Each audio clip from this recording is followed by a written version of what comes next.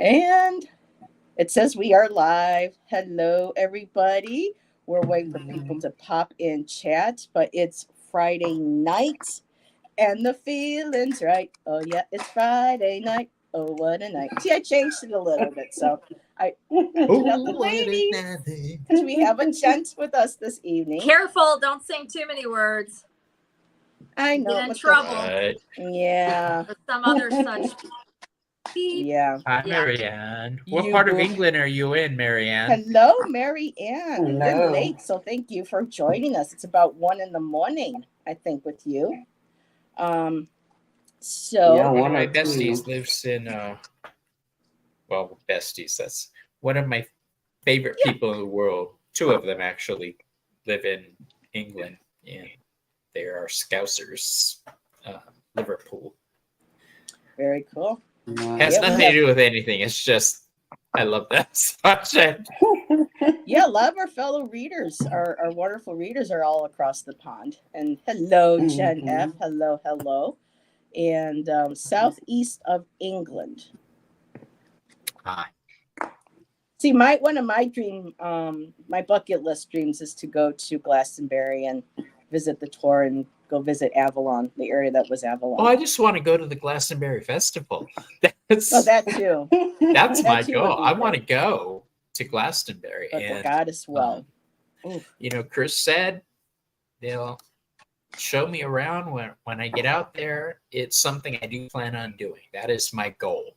I used to want to go to Greece, but now it's Glastonbury for the festival. I love Serena, Scorpio Mama. How the hell have you been? It's been a while, Chica. Hey. See, a lot of us have known each other for, I've been on for 3 years, and Serena's had another name for her channel. And I think, Serena, you and I were in the chats before any of us had channels. So, yeah, I've never been to Glastonbury. Oh, Marianne, it's one of my dreams. To go to the goddess well, the chalice well. Oh, my goodness. Yes. Love that a Stonehenge. There's a gentleman who is Lee Harris. I think is it Lee Harris? But he's the one that really started the Reiki International Foundation in America and across the world. And when I started learning Reiki, when I was in Arizona, that year I started learning, he was doing a yearly pilgrimage or trip to Glastonbury, and he had permission because it was for the Reiki's master classes. He was allowed to take people inside Stonehenge in the circle to do their attunements for Reiki. Wow. And I wanted to go so bad, and I was like, universe, but maybe someday. Anything that's meant for you will not pass you by. That's what I like to keep telling myself. Yes, and Stonehenge, blessed if you've been there, so magical. I personally, I don't know if I'm going to even go anywhere out of the country. I don't know. There's been so many. I don't know, and there's really a lot of things in the States that I still want to see. Maybe I'm alone on that. But there's a lot of things that I still haven't seen that I want to see. It's a fun fact. You're muted. Bobby. Oops. Well, that's Allyson. I don't want to get on an airplane, and I don't want to go on a boat. So I'm practicing my powers of teleportation because I'm getting to London one way or another. What about your broom? That is in the shop, unfortunately. Yeah, but I'm gonna have to break down. It's just such a long trip to be sitting in one place. Yeah. In that seat, because I know I'm gonna fall asleep and fart, and I don't want that. So everybody joining us, this is Bobby. He's Robert Fierro Tarot. He's been a guest a couple of weeks ago with Allyson and I, and we invite him back, and we had a birthday celebration for him last night on our channel. And so awesome. we just love us some Bobby. We really do. And usually with Fridays, I kind of ask everybody how their week went. Mine was a little down the well, it picked itself up. But it was a rough week. How was your week, Amanda? It was good, busy. I got most of my moving done, so I just got a few things in the car, but at least everything's here in my new house now, so I don't have to drive 2 hours one way just to Yay! get up there and back. So That's huge. It's weird yes. not seeing the big teddy bear behind you. I got so it's used to seeing there. the teddy bear. Oh, there he Aw. is. Aw. It's Teddy because bear. I moved all them boxes. So like most of the boxes that were They there, came down. I was Mhm. I was finally able to move them because my brother-in-law came over yesterday with his trailer and his truck full of the rest of my stuff. And I asked him if he could help me move some of those boxes because they were too heavy for me to move them by myself. So Right.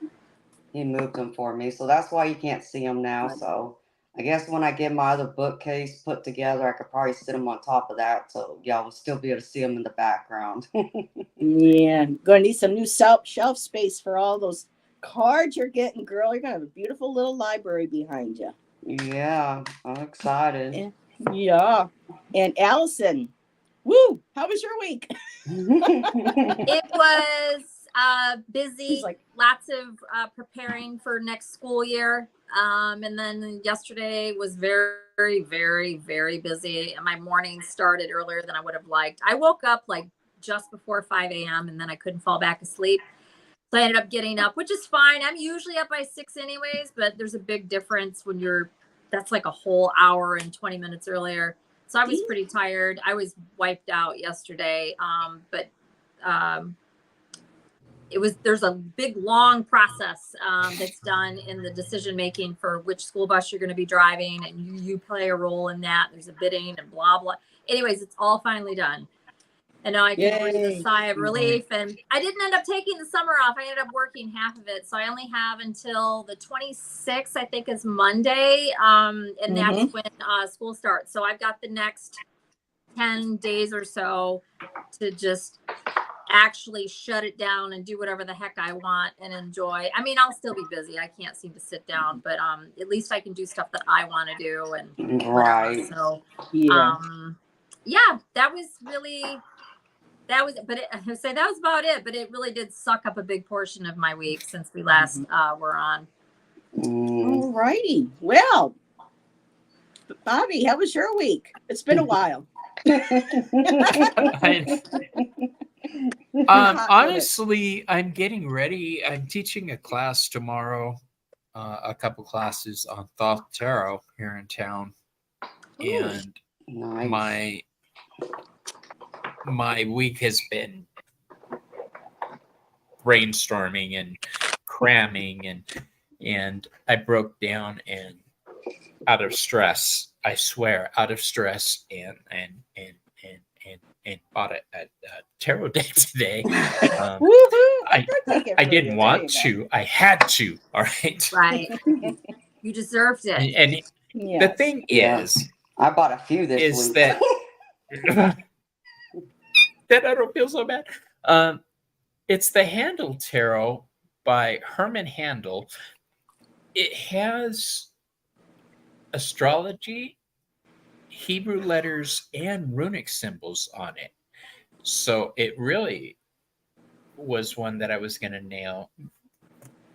My reasoning is that I'm telling people, see, you can use other decks as Thoth Tarot decks in my class. That's the best plan I got. Mainly, I just wanted to buy the damn deck. You needed an excuse to buy the deck, right? Yeah. Right. My dog needs attention, y'all. I'll be right back. Sorry. Okay. I really was trying to not. What did you get? Oh, she got Dancing in the Dark. Yes, I did. And this has your name on it. This is Bobby and Ange made me do it. Yeah, I remember when you were asking about it. It is a gorgeous deck. The figures in the major arcana are basically dancing through life. And I love it. Very nice. Well, we have a few other people join us. Let's say hi. Dean. Hey, Dean. Secrets of the Red Moon Tarot. I love that name. Secrets of the Red Moon. Haven't seen you in a while. Good to see you. And Marianne says, Stonehenge, blessed if you've been there, it's magical. And Jen says, and yes, this is one of my places too, is Egypt. I would love to go to Egypt too, Italy, let's see, Yes. England, Portugal, Japan. Yes. Yes. Beautiful, beautiful. And Aline is here. Hello, Aline. Yeah, And beautiful. Beth is here. Hi, beautiful. And Marianne says, I know you beautiful ladies, Heather and Amanda. It's so great to meet Bobby and Allyson too. Well, I just subscribed to Secrets of the Red Moon Tarot. Woohoo! There you go, Dean. And Garnet is here. Heather blooming among the wild mountain thyme. I love that. Thank you, Garnet. Hello, my friend. Hi, handsome Garnet.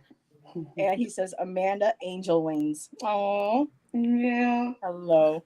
So, Allyson is back. Got to take care of the fur babies. Mine had to get up here too and make his presence known. So, but if you saw her babies, they're so sweet. They're so adorable. Yeah. So to start off, I'm going to give it over to Bobby again. Bobby, do you want to stay in the small screen or do you want me to put you in the bigger screen to share your story that you wanted to share? I can go big. Go big or go home. Go big or go home. There you go. There. Mocos. So what Heather and I were talking about backstage is the subject of past lives came up.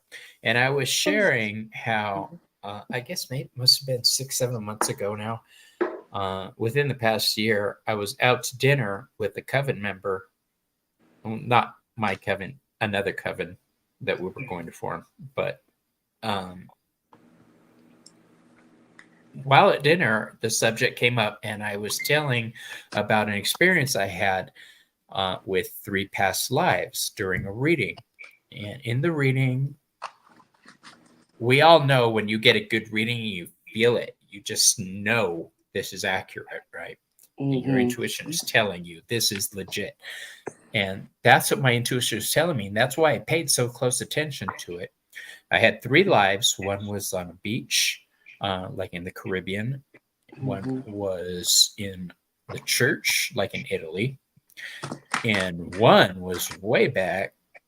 It was around Genghis Khan time. I was on horseback and warrior. All 3 of these had a tie-in to spirituality and magic. I tried to remember everything about that experience. And at dinner, I was telling my friend Angel what was going on. And his face kind of like went blank for a second. And he started finishing the story of the vision that I had on horseback. And it hit me so hard and strong because I realized this is karmic. This is karma. This is something I'm meant to work through. So my focus shifted at that point to understanding what had happened at that point in time to keep me caught in a certain type of cyclical hell, so to speak. And neither of us were good men. Let me point that out right away. He was a warlord. I was his brother. I was a magician. And for one reason or another, we ended up, both of us dead, killing each other. I have been working through this type of karma. And I think I've got a good handle on it. I misused the knowledge I had to further myself, and I didn't care who I hurt. That was apparent in the other 2 readings also. So I know that has a... Hi, Judith. Nice to meet you, too. I do know that there is a tie-in with those 3 lives and the lesson I'm supposed to learn. That's why now I honestly feel obligated to live a good life, almost obligated to help people that I can, obligated to teach people what I can teach them, in accordance with community. Community is my goal this lifetime, I'm sure. You know, I'm working through some karmic crap from an ancestor of mine who was a mass murderer. Past lives have really been difficult to look at. And I'll tell you what deck I used when I'm doing my shadow work is the Murder of Crows deck.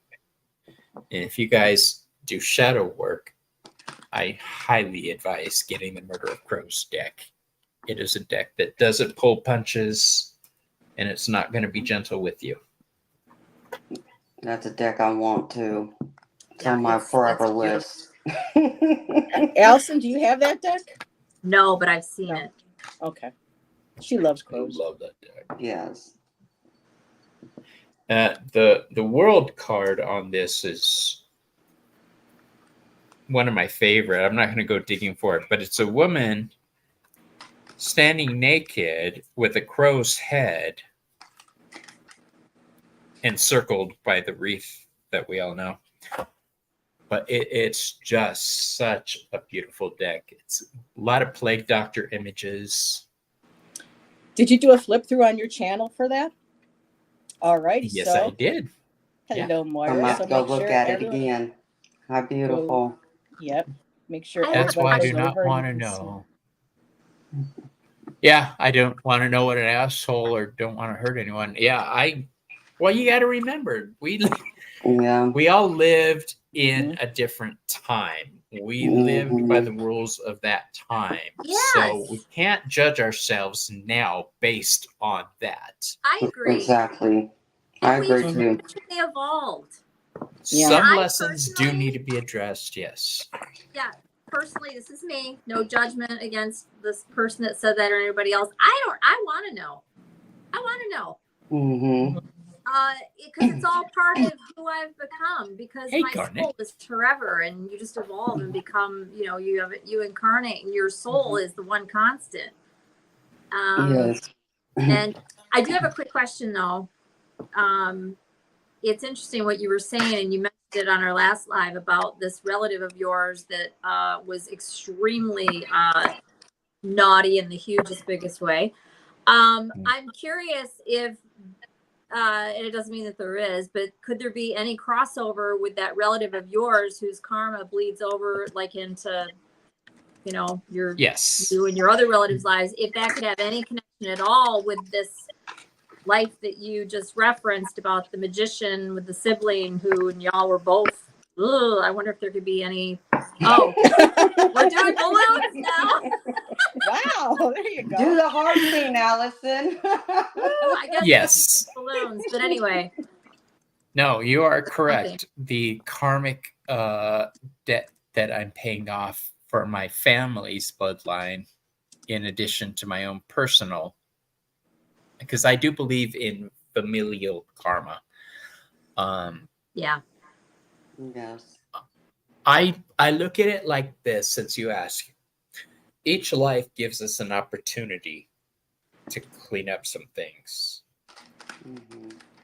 In the past, I can vouch for some of my family members who have been aware of karma and have been working to clean up the family karma. But for the most, we don't give a shit.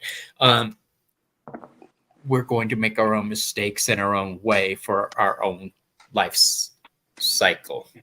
I'm kind of liminal. I ride both. I want to address what's gone in the past, but I want to live my life and make my own mistakes now. Yep, exactly. Interesting. And I agree with I know that sounds And the good, way because it sounded kind of shady the way I said it. I think that we can karmically evolve and devolve, but obviously the objective is to continue evolving. I think that it's very possible, like when you have family members, I know I do, that you feel like they're doing crappy things and maybe they go and die, like older relatives, and you feel like, well, that they didn't really accomplish very much, you know, that kind of thing. And that's happened too. Not to be negative, I'm just being very honest, which I always am. Sure. And The relative Heather is didn't do making, much. or Or Allyson they're is just not as making, spiritually evolved, and that's not a superiority thing. It's just more of an observation. It's like, well, this person's doing XYZ, and you know you would never do the thing they're doing. And it's like, well, because you've probably had more lives, or you just made better decisions with them, so you've moved past that. But anyways, that's all I wanted to say. I would like to add two things. One, the relative that Allyson is referring to, his name was Rodrigo Fierro. He was one of the generals of Pancho Villa and just was responsible for thousands and thousands of deaths that he ordered.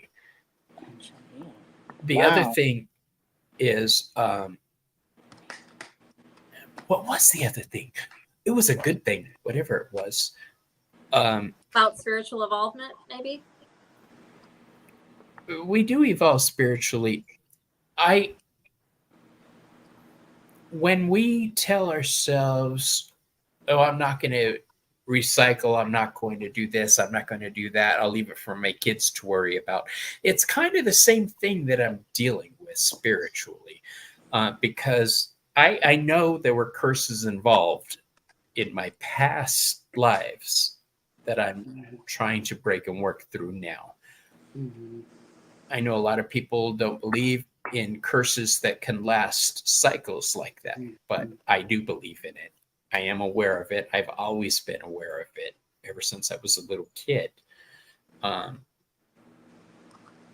Being who I am now, being the witch that I am now, I am responsible for cleaning up as much of it as I can.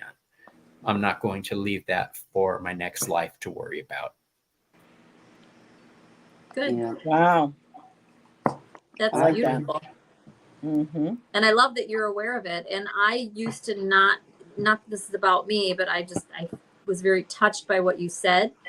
And I think that I do think that it's possible to have what you're describing. I think it's the exception, because I think only the quite powerful are even able to create something like that. But it does happen, and it is real, and it can do what you just described. I do believe that. Yes. Well, you know, Yeah, what's like crazy? What? I'm sorry. Go ahead, sweetheart. No, go. I'm more intrigued by what you have to say.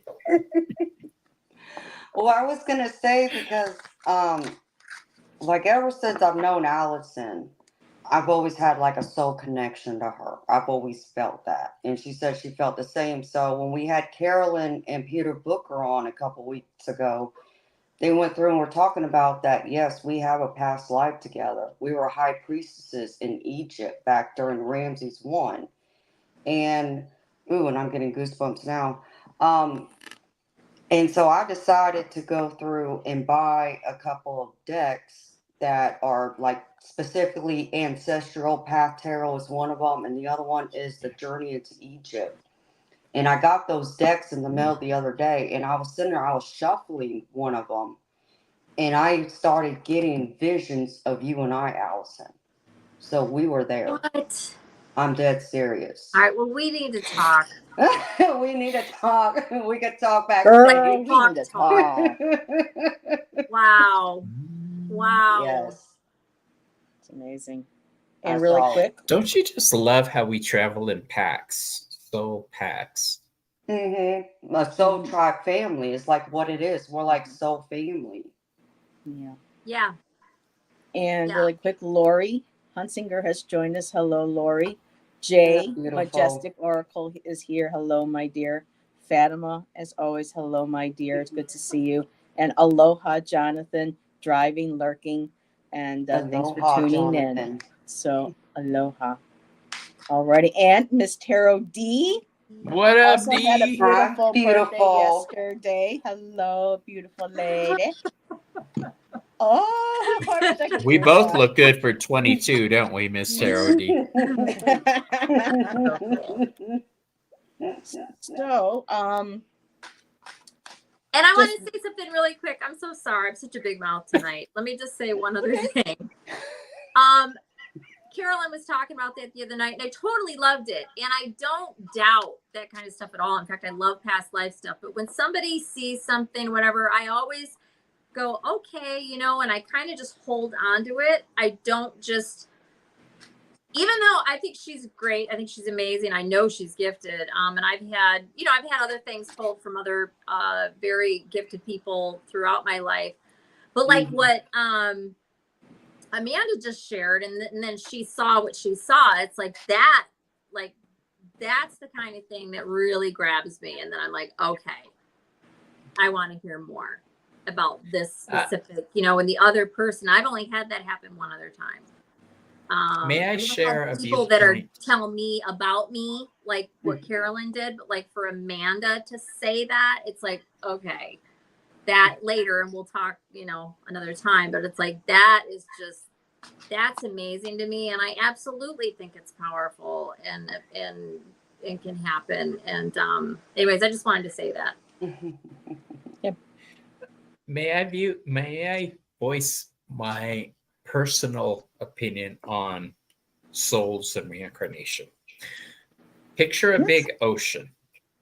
When we're born, a drop comes out of that ocean and is manifest in the physical. We're born, we live our lives, we have those experiences. When we die, that drop goes back into that ocean with that knowledge. Sometimes you get more of a drop in the next life than you do in every other life. You may have more of who you were in that lifetime and less in the next. This is my own personal viewpoint.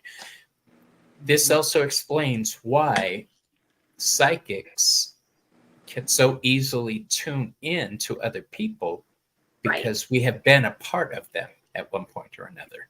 Right. That is my own personal view on this. Yeah, that makes sense. I think I'm following. Yeah.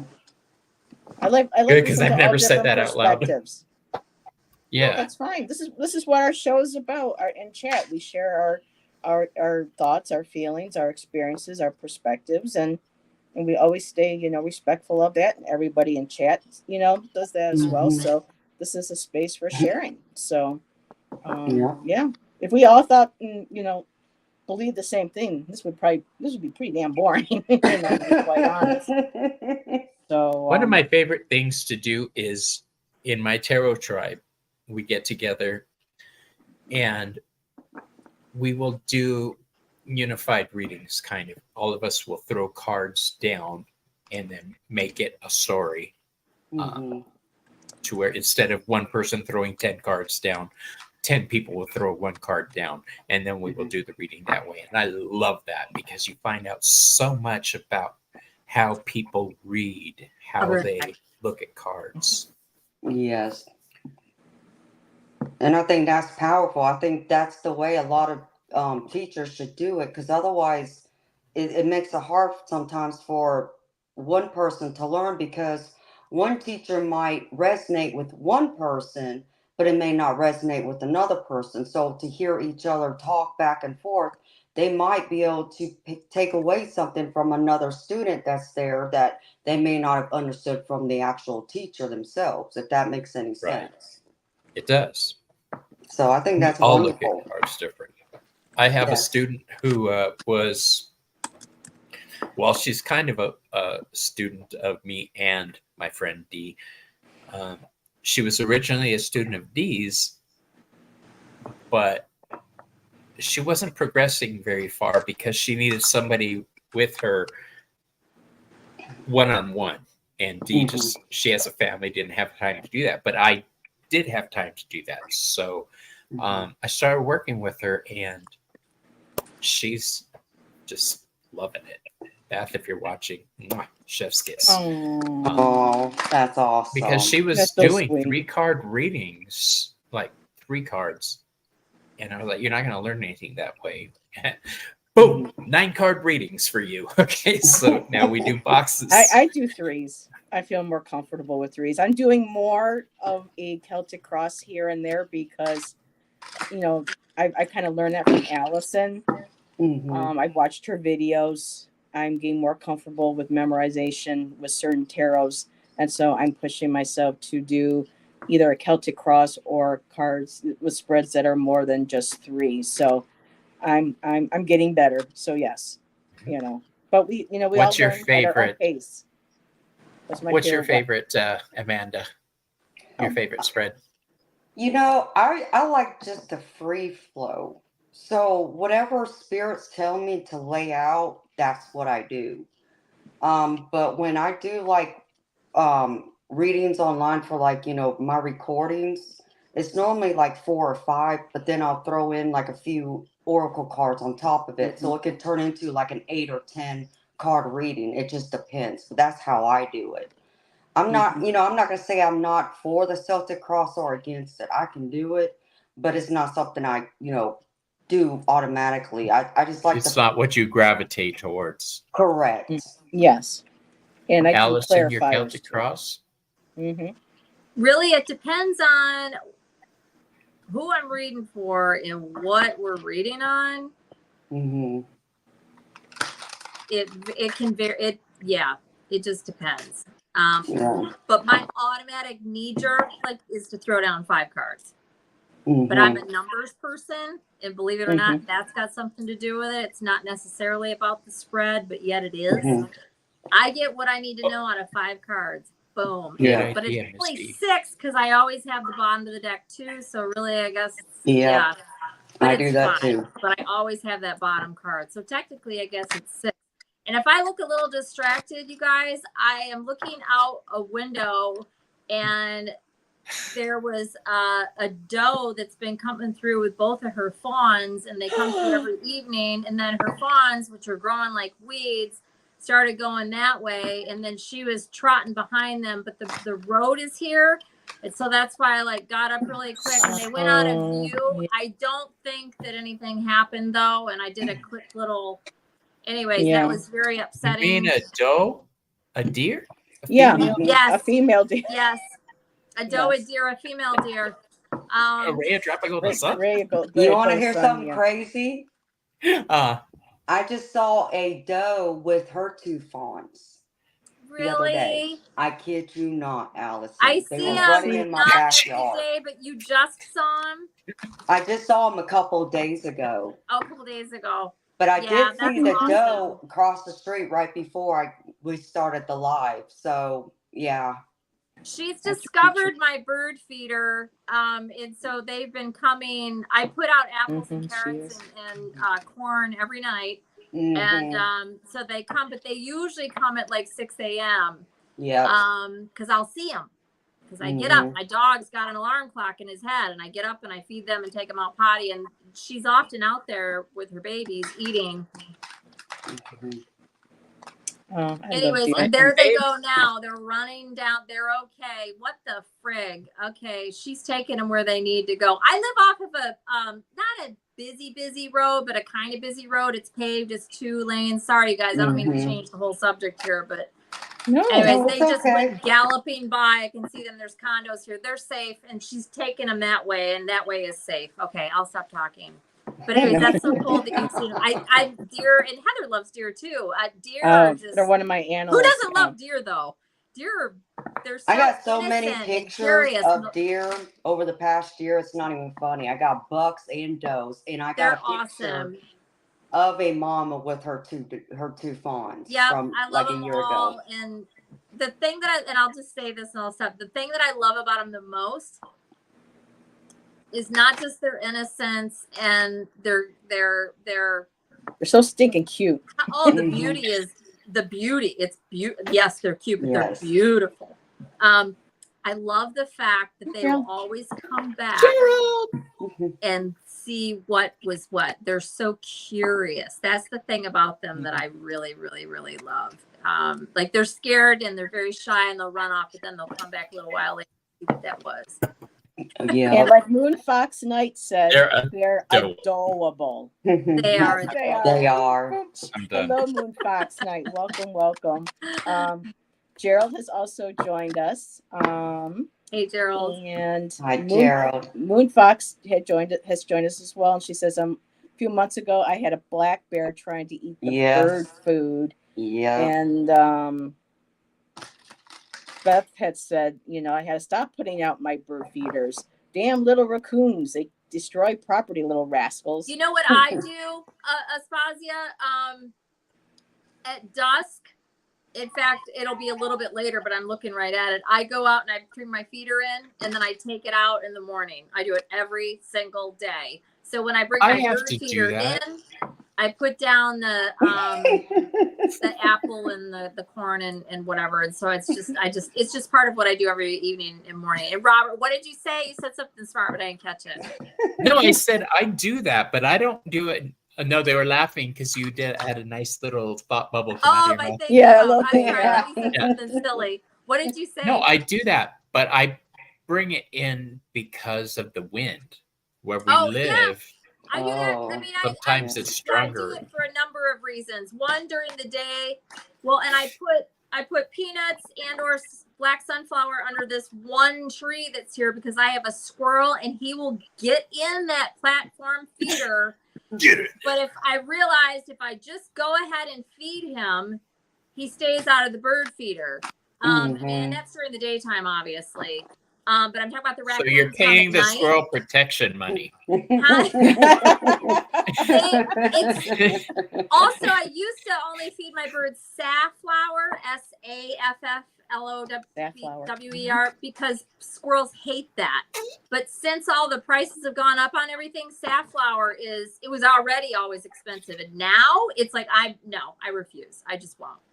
And so, but anyways, that works with the squirrel. I only have one to deal with. So, but anyway, yeah, I feed everybody, but I always do it. Too. I'm not one of these that stops and starts. That's a problem. But no, I'm consistent. And Garnet typed in, my cousin turned up as a deer after she died.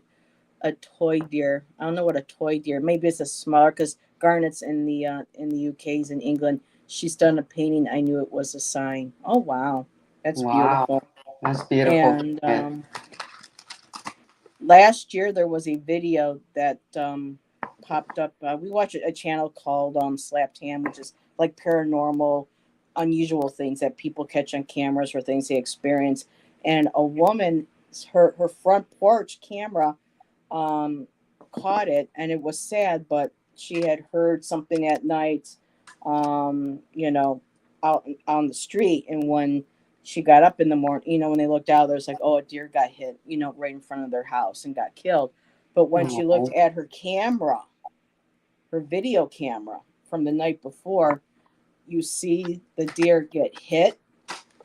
It goes down, but then all of a sudden, its spirit body jumps right up and runs back into the woods. Oh, wow. And I even get chills talking, because when I see them, I see animals on the side of the road. It just breaks my heart, especially around here, because there's just so much development. They're getting chased out of their habitat, and I'm seeing so many on the road. And when I saw that video, and it just got knocked down, it died. But the minute it shows you there's such a thing as spirit. I mean, even animals have them. The minute that deer got knocked down, probably was just like, what the, and then just jumped up and went, oh, I better get out of here, and ran into the woods. Didn't even realize that there was no longer, it's in its physical body. So to me, even though it was sad to see, it was also beautiful, because it shows that, even in the afterlife, even the wild animals continue. Oh, yes, they do. Because I've seen them at my old house. I've seen a spirit of a wolf, in fact. Wow. And it blew me away, because I was standing out on the front porch one night, and I want to say it was like around maybe 9-10 o'clock at night. And I was looking up at the stars. I was trying to, of course, over there at the old house, there's like woods everywhere, so you can barely see through. It's covering pretty much the whole house. And I was trying to look up at the moon too, and I was smoking a cigarette, and I just happened to see something out of the corner of my eye. So I turned around and looked, and I looked back, and I'm like, wait, what? And I saw a brown and white wolf. Wow. And then when I looked back, it was gone. And I'm like, wait a minute. And because there's so much woods around this house, like when the trees, when fall comes, all the leaves end up on the ground everywhere. So, you can hear anytime you're walking around, you hear the crunching of the leaves, right? I never heard any crunching or rustling of leaves at all. Yeah. I was like, oh, Ooh. wow. So I realized I love just these saw the stories. spirit. I knew I saw the spirit of that wolf. It was beautiful too, because he stood about as high as like the hood of Wolves my are car. huge. Yes, he was big, so he was Yep, beautiful. they are very large. Hi, Thomas. And he's my wolf is one of my animal spirits, so maybe that was a sign too. And I told my family about it. The next day, I'm like, yeah, y'all ain't gonna believe this. I was standing outside last night on the front porch smoking a cigarette, and I just heard, or thought I saw something out of the corner of my eye, and I turned around and looked, and I saw a big wolf standing there. But then when I looked back, when I realized what I saw, it was gone. And they were like, yeah, that doesn't surprise us, given where we're living at and everything, because they're in the mountains, and it's, a lot of it's known as Native American land, so they even bleed. Mm-hmm. So And, it was Moon, amazing. that's beautiful. Oh, yeah, we're a wolf family here too. And Moon Fox said, what I hear for animals is their animals are supposed to be a higher being than us. And that's why they have more special sensitivity than us when they know they know. So, but I just wish they would know, when to avoid the streets. But, and speaking of animals, I believe we have a special guest. Oh, a special guest with us. Yes, he came back. So, really quick for everybody. Then, Amanda, I want you to share your story for all the new people and those who love to see him. This is Mozzie. This is one of Hi, my Mozzie. black Hi, kitties. I'm Mozzie. grabbing a lamp.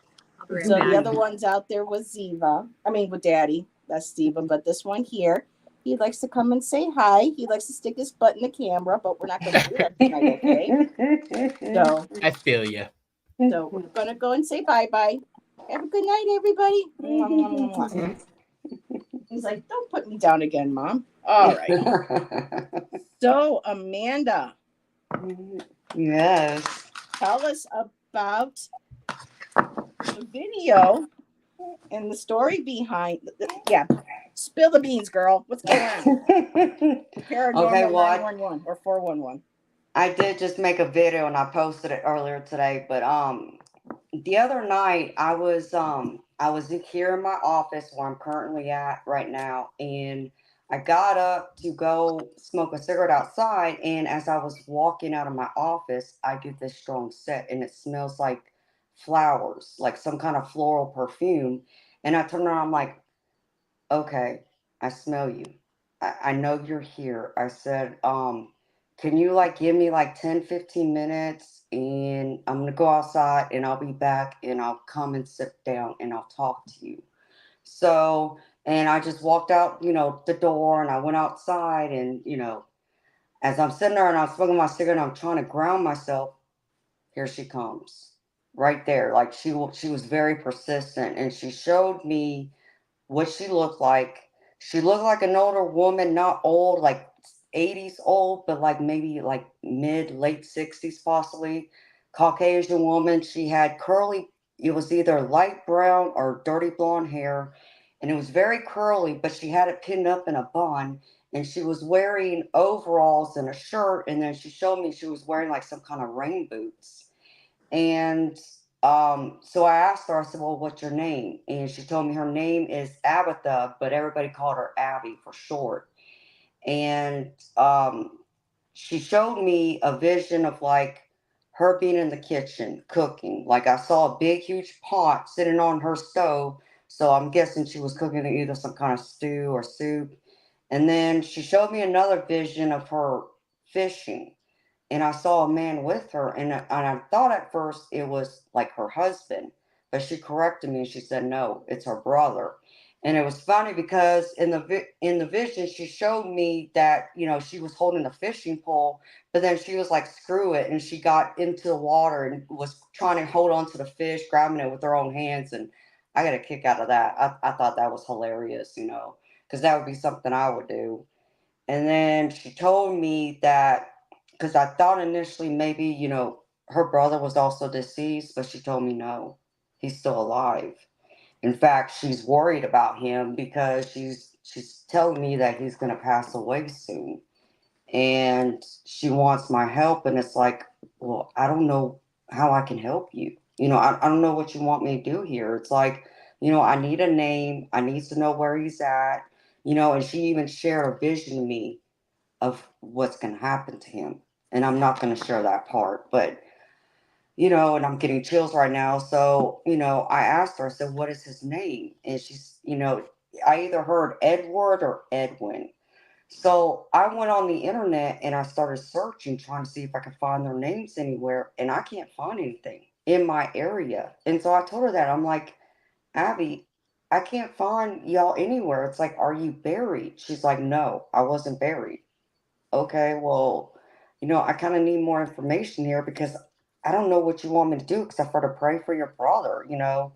It's like, okay, I can find him, but that's like trying to find a needle in a haystack, you know, because she even shared a vision of where this is supposed to happen at. And I'm like, but that can be anywhere. There's multiple places that look just like what you showed me. So I need something more specific, but I couldn't get any more than that. And I even pulled out my pendulum to try and get more. And I pulled out some cards. So I was able to get some yes and no answers from her. But when I pulled out my cards, you know, in fact, ooh, I got goosebumps now. I got one of the cards that turned over was the haunted card. And the haunted cards, you know, saying that either, you know, this is haunted like my home, or they have like a bad memory, like a tragic end of some kind. And then one of the other cards that came out is the location card. And the location card could be the same thing. It could be either like this current area or the area like they died at, or the area that has like a big, you know, sentimental memory to them that's very important. So, whoo, I get goosebumps. So it was very, very interesting because the other thing about it is 2 weeks ago, today in fact, when you know, first time Bobby was on, you know, the show and I was watching, I was in the garage, and right at the end before the show ended, as I was watching, I smelled like perfume, like the same kind of floral perfume. And I noticed it, but you know, I didn't think anything of it. And then probably in the past week, I want to say, when I was in my office one night, I kept hearing something hit my floor and it sounded like it rolled. So I would go out there into the hallway because that's where it sounded like it was at, but I couldn't ever find anything. I never saw anything.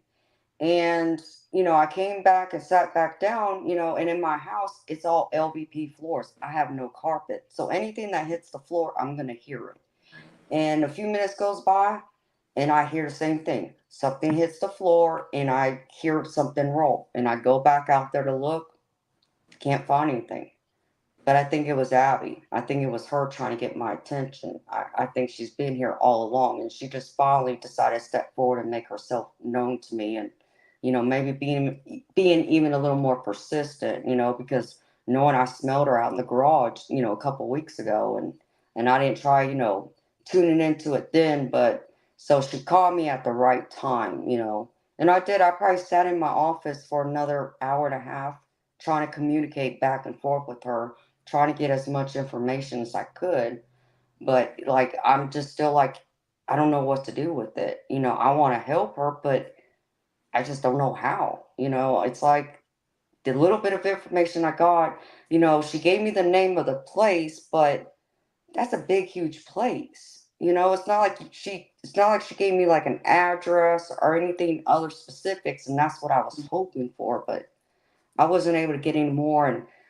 And since then, I've been too busy to try and see if she'll come back and, you know, talk to me anymore. So it was very, very interesting, though. So people wanted to know if my house is haunted. Yes, my house is haunted. She's here. I have my loved ones, of course, are here. And then I've had a couple other visitors here too, and they've made themselves let me know they're here. And one of them in particular sends me songs. Carolyn actually mentioned that last week. So, and yes, he sends me songs, so I know when he's here too. So yeah, it's been interesting, but I don't feel like any of these spirits that are here, I don't feel like they're evil or negative in any kind of way. It's more peaceful, calming, warm, Is your protective. home protected? I'm sorry? Is your home protected? Yes. Well, I put that's up. why if anybody gets through, it's because you're allowing them to, and your spirit is saying they're okie dokie. Mm-hmm. Yeah. I grew up in a haunted house. We would wake up, the curtains would be open, the washing machine would be on with no electricity. It just was a part of our childhood. We didn't even Mm-hmm. think anything of it. Yeah. I've had them at my old house too, so. Amanda, what did you say, honey? I missed something. You said that she gave you the name of what? She gave me her name and then she gave me her brother's name. Oh, okay. I thought there was something else. Okay. Yeah. And you said she goes by Abby. And what did you say? Not Abigail. What did you say? Abby. Abatha. Oh, Abatha. Agatha. Okay. I'd love to chat with you. I have a couple things, but I don't want to hog up all of our time here. But I find this incredibly interesting, and something you can do, and you might have already done this. Actually, you haven't done this. This just happened. You can call. You can call. You're kind of out in the sticks, aren't you? Yes, I'm out in the country. You can call. And you might already know this information. You want it, okay? If her brother's still alive, and she's gone, I mean, this could have happened. Well, you said she looked like she was probably around 60, so maybe she hasn't been gone that long. So I would try to find out, and maybe you already know this, or it might even be on some of your paperwork somewhere. Actually, if your property, actually, you bought a new build, so it probably isn't even on there. Anyways, you can find out whoever was the most recent taxpayer. You can get a name there. That might lead you somewhere. And it could even be whoever owned the land, even one back. But the fact that her brother's still alive and she looked like she was in her 60s or whatever, it's probably not been that long. So it's probably the most recent tenant, or maybe somebody that if you're on a new build, that whole land area was possibly owned by one person, like they had a bunch of acres, or that's where I would start. And also the two cemeteries that are near you, if you go on to find a grave, and you can plug in findagrave.com, and you plug in the name of those two cemeteries near you, and you just put in a first name, and you don't have to get into a bunch of detail, and you can put down a chunk of time, like the last 15 or 20 years, you'll have some names spit out. So yeah, I would play around with all that. I could go on, but I won't right now. But anyways, that's very interesting. I'm like a dog with a bone with something like that. I would love to see what you could find out. Amanda, is there anything you want us to check the cards with while we're here for you? Will we be interested in pulling cards for Amanda to find out more information? Because I was pulling a couple, and I was getting a conflict card with a Knight of Wands, and I'm wondering if that might be her brother. Because to me, Knight of Wands can sometimes be a little hot-headed, a little fiery, and if there's a conflict, that might be something she's concerned about. But I don't know. That's up to to everybody if we want to pull cards or not. And one other thing. Just curious, you said that you feel like, or maybe, and I'm sorry, honey, I don't know if you said that she told you, or you can feel that that you're supposed to be warning him. And I know she didn't really, or it sounds like you weren't really sure of what. And maybe it's this impending thing that whatever she showed you, how he's going to go, if he's going to cross. Is that what you feel like however she wants you to figure this out. But that's what you're supposed to like give him a heads up about what the thing is, or what do you think? Yeah, that's my feeling of it. That because she doesn't want him, anything bad to happen to him or him to die. Right. So is this, yeah. I know you, and then I'm not even asking, but like, is this like an accident type thing she's trying to prevent? Is it like something like that? No. Okay. That's what I got with the cards too. And I also got money. I got, a couple of money cards as well. I keep getting that she was connected with water. Yeah. Do you have a lake near you or anything? Yes, I do. And she mentioned something about water too. So did she? Wow. Yes, she did. Ooh, my but see, arm you just gotta got- understand. I know, right? My state has several lakes, and like I know like of 3 big lakes off the top of my head, and they're big. One of them is actually is known as being very haunted already. It's called Lake Lanier. And people Lake always, Lanier. yeah, I'm not that far from Lake Lanier, but there's 2 other lakes that's not far away from me either. And I just saw a blue spirit orb. Hi, beautiful spirit. But yeah, so there's 3 lakes, and she did mention a lake. So I'm like, which lake is it? Like you want me to go find a needle in a haystack? I got 3 lakes around me. And so, that's what I'm trying to get to. You could also try searching just through Googling whatever, any drownings in the last however long in your area. She said she wasn't buried though, right? Right. So well, they might not have found her body, but if somebody's missing, that's the line I was going don't under. find bodies. Mm-hmm. Or she's a Jane Doe somewhere in, or in the that. morgue. I'm just saying, I would look into. I would just be like, figure it out. No, I love it. I love it that you're curious, because I'm curious about it too. Because I don't think I'll be able to figure this out by myself. I think I'm gonna need help with it, And I don't want her to feel like I'm not helping her, or I'm not ignoring her. You know what I mean? Mm-hmm. She trusted me for a reason, and she showed up out of the blue for a reason. So I want to try and help her if I can. Second time, I keep getting the 10 of Cups on the bottom of my deck. So this is definitely family. You're tapping into that, Amanda. This has to do with family. I got the 3 of it's interesting too. My layout was the 3 of Wands to start out with. So something's already been formed, something's already been planned, and this person too is standing right at the edge of water. I did get the Hanged Man, so it's kind of like saying, well, you got to look at this from a different perspective. Some sort of, I don't know if she made a sacrifice for him. There's something to be, because then I asked for a clarifier and I got the 8 of Swords. So the 8 of Swords is about, kind of being in a mental victimhood. I don't know if this is his state of mind or the person that she's concerned about with his safety, but I'm getting the 8 of Swords going with the Hanged Man. So it's something like getting out of the head, getting out of your way, or he needs to get out of his way to look at something from a different perspective. But yet when I look at the Hanged Man, I keep seeing the word sacrifice, like something was sacrificed for this. But then I also got Temperance. So there's some sort of balance. I don't know if she's trying to, because the Temperance is about balance, moderation, keeping 1 foot on the ground, 1 foot in the water, in the water, in the psychic.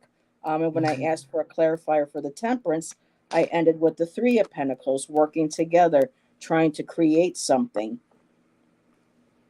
I don't know, Bobby, what did you get? I pulled 3 cards. I have the 6 of Wands upside down. Victory was never achieved. I have the Strength card upside down. Inner strength that was never expressed. And I have the Ace of Swords upside down. Ideas that were never lived. Whoever this was, I don't think she had a fluffy life. Yeah. This is not a woman who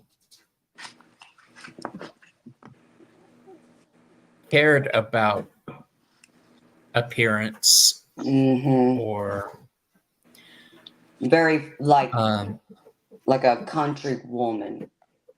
Practical woman. Okay, a practical, exactly. Patience. I think that she had plans for. She had plans and died before they were achieved. I'm thinking that reuniting with her brother might be part of that plan.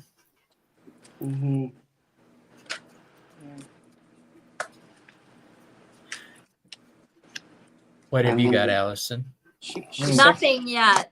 She sacrificed a lot for him. Yeah. I do believe that because I'm sorry, go ahead, sweetheart, and I'll tell you the rest. I'm just looking at my temperance card because I like looking at the books that each author writes because sometimes they have a different perspective. For this one here, the temperance is also about, not just patience too, but a life purpose, a life's path. So I think in the afterlife, she's trying to make her life's purpose was to sacrifice to take care of him. But the victimhood, I don't know if that was her state of mind or if that's his state of mind, being a victim, or this could have been because of her having to. I'm feeling like a big sister, like maybe they didn't have their parents, maybe she was the ones that had to help raise him, and she has sacrificed her dreams, her goals, and she felt like she was trapped. I know sometimes that Eight of Swords is supposed to be like a mental, like we impose ourselves intentionally in that victimhood mind, but at the same time, this might have been literally a prison that she could not really get herself out of because of having to look after him. With the plus, let's take into account the time frame. A woman wouldn't have been able in the past, country or not, to accomplish very much outside of the homestead. Yeah, it's very true. I just find it very interesting that the reading started with the Three of Wands, something that's manifesting already in place. This individual is standing, right on the waters, and she's being connected to the waters. And then it ending with the Three of Pentacles. I think she's trying to work. I think this Three of Pentacles could very well be, and this just came to my mind, one could be her, one could be you, and working with trying to help her brother. So I'm wondering if this Three of Pentacles is her trying to get you to help him, create. And with the Pentacles, and the last time I pulled the cards, I did get the conflict with the Four of Pentacles. And with the Four of Pentacles, that could be money, that could be hoarding. I don't know if there is going to be some sort of conflict with money that he's trying to get, or he's withholding, or that some situation he's a part of that has to do with trying to hide money, hoard money, or doing something with finances that could possibly cause a conflict that could cause him harm.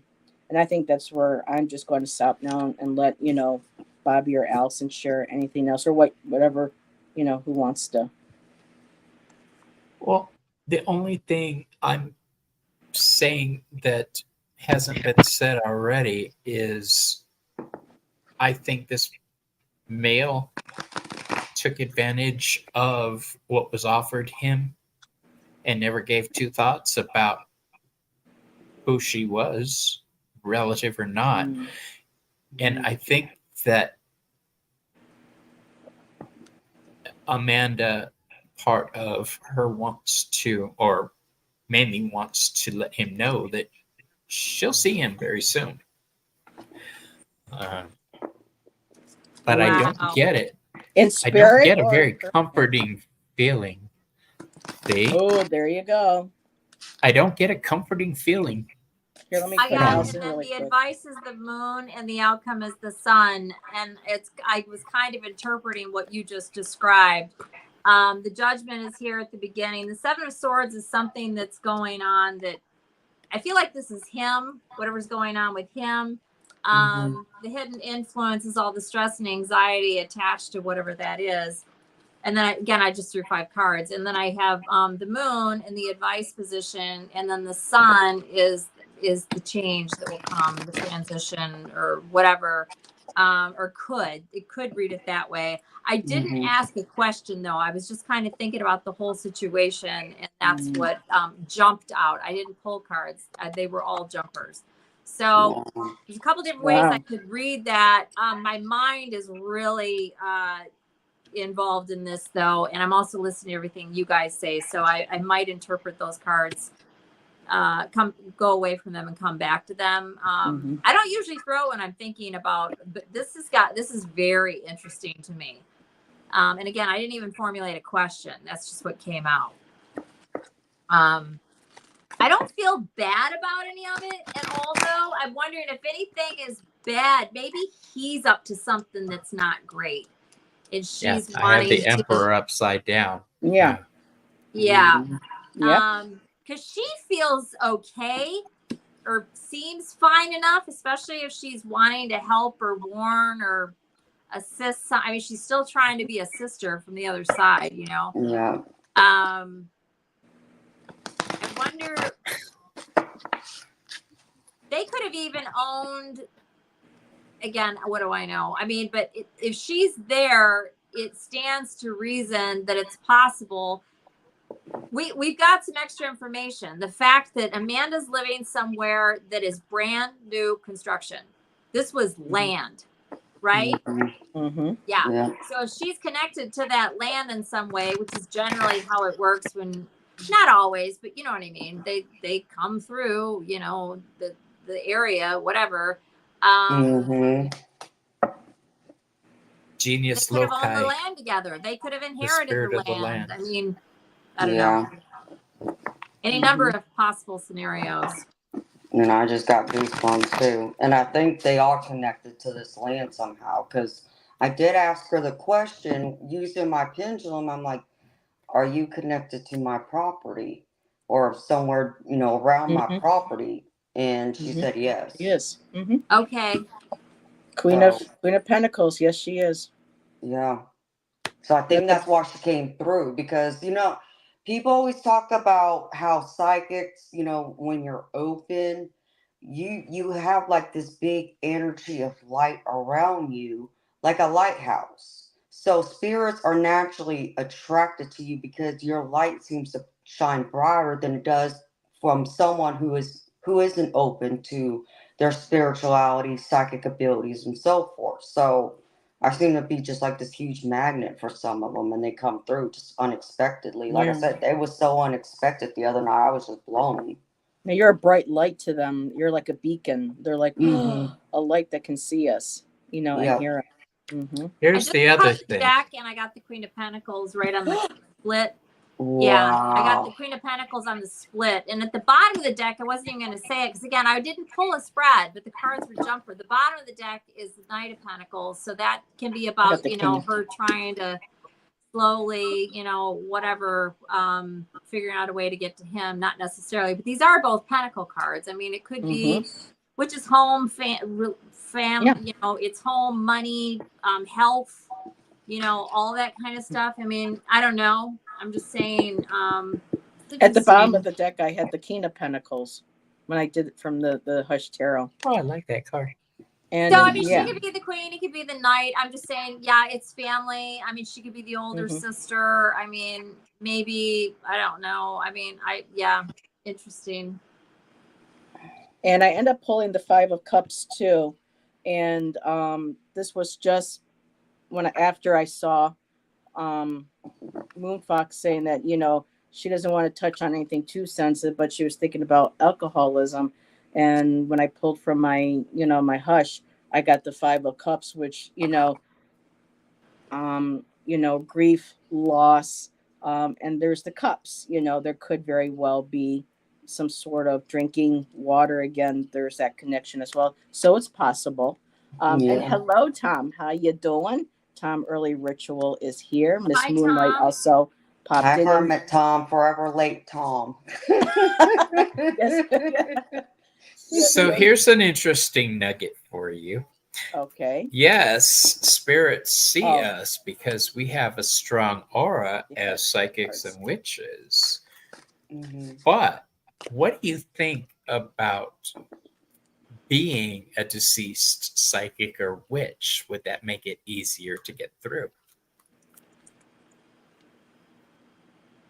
I hope so. Where did that come from? You're like, what I was, it just popped into my head when you guys were talking.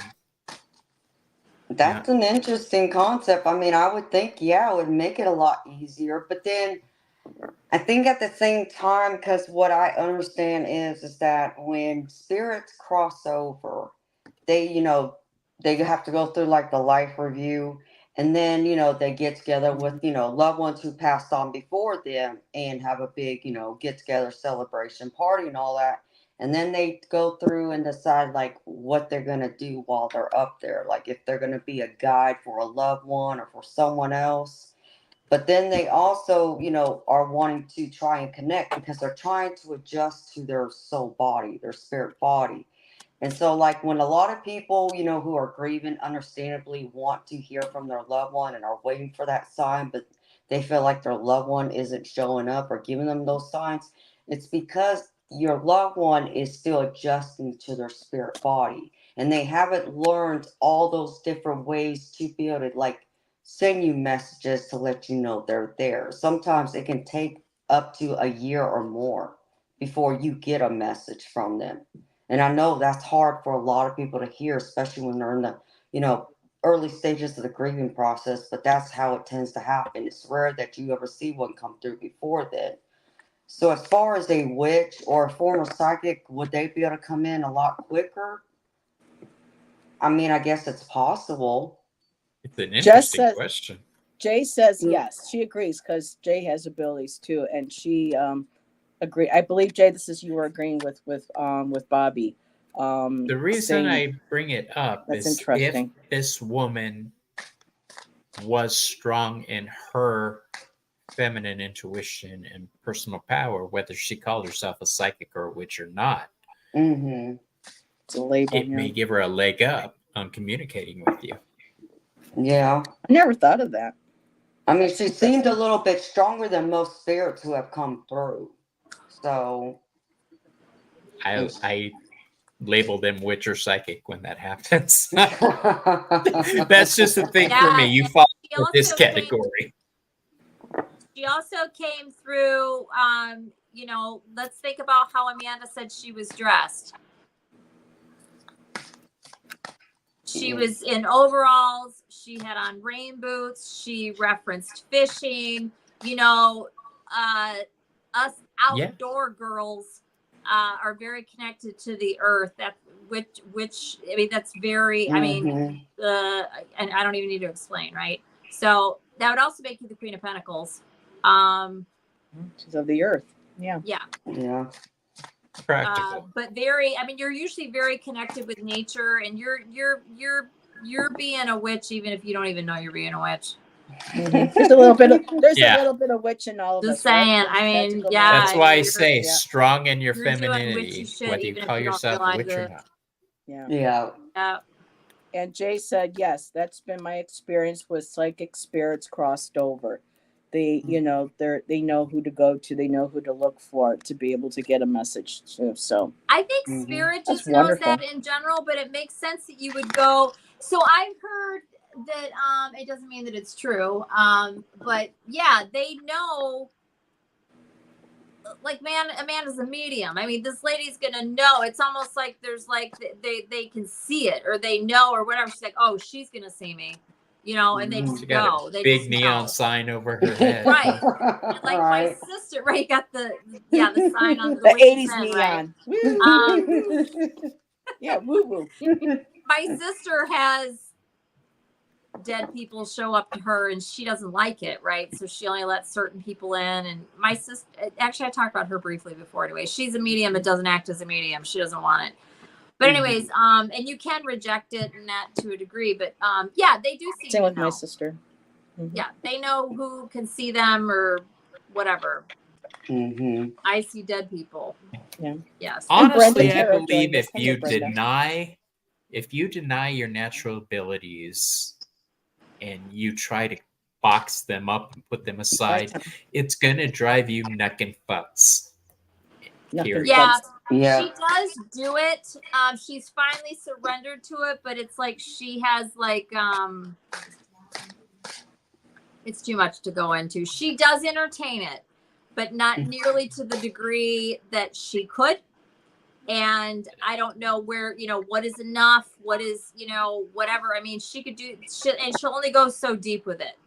And I think that's what Carolyn. It makes her feel out of control, and she needs to feel in control. Yeah. She needs to get some good training, is what she needs to get. And I think that's one of the things that Carolyn was saying to you and last week about the abilities is it has to do with a past life connection she feels between you and your sister. Yeah. And then the connection. I need to talk to her about it. And I will. Because it's the same with my sister and I. Deepest conversations with you ladies, I swear. Oh, I'm a deep person, baby. Trust me. I can sit here all day and have a deep conversation. Yeah. Grab a cup of coffee, let's sit and talk. So yes, Majestic Oracle, it is like when you sense living people have abilities. I mean, we could all walk in a room and you know from the corner of your eye who the empath is and who the angry empath is. You know. Yes. And then, and yet there are times when I'm taken by surprise. I have a grandniece. Her name is Kayla. She was born with spina bifida. She is now about 24 or 25, but she still is like 8-year-old. But when before I left for Arizona and I got to meet her, or I talked to her, or either before or after, she came up to me one day and she goes, and this is a child with, you know, who does, and she looked at me and she goes, "You powerful, Aunt Heather." And then she goes, "Okay." And then she walks away and I'm like sitting there going, and nothing ever again out of her. And I can't, I couldn't ask her about that again because with her, her memory, she wouldn't be able to remember something like that. So even people who you don't think, it's just amazing how she was able to, not that I'm, puffing myself up, but just for her coming, because I don't, for someone like her to be able to see that, to me, it's still kind of, it gives me shivers, I just pulled a card out just to see. Guess what came out? Death? Yeah. Oh, because I just had death in my hand too. Holy I'm not crap. freaking lying. And then I got just the 3 of Wands at the bottom. Is that the 3 of Wands? Yes. I had the 3 of Wands the last time I pulled, yeah. Wow. Interesting. Very cool. Jay says, exactly, Bobby. Tom had to leave, and he said he'll try to catch the rest later. And then Moonfox was just saying, she says, Moonfox said she needs training, but it has to be in a positive way. If there's anything negative, it might hurt her or scare her enough to not go for it. So she was, I think, talking in relation to you and your sister, Allyson. Yeah, she probably was. She's, I'll just say this very briefly. She's got anxiety, right? A lot of people do. And she's got some fears and stuff. Like, you might not catch it, like, if you met her and just talked with her briefly. But, like, I know her very, very well. And she's, she's always kind of sort of had it. So that's going to hold you back right there, right? The more fear-filled you are, the more anxiety you have, the more all of that, right? You're not as in tune with your gifts at all, right? Because all that stuff just blocks that stuff.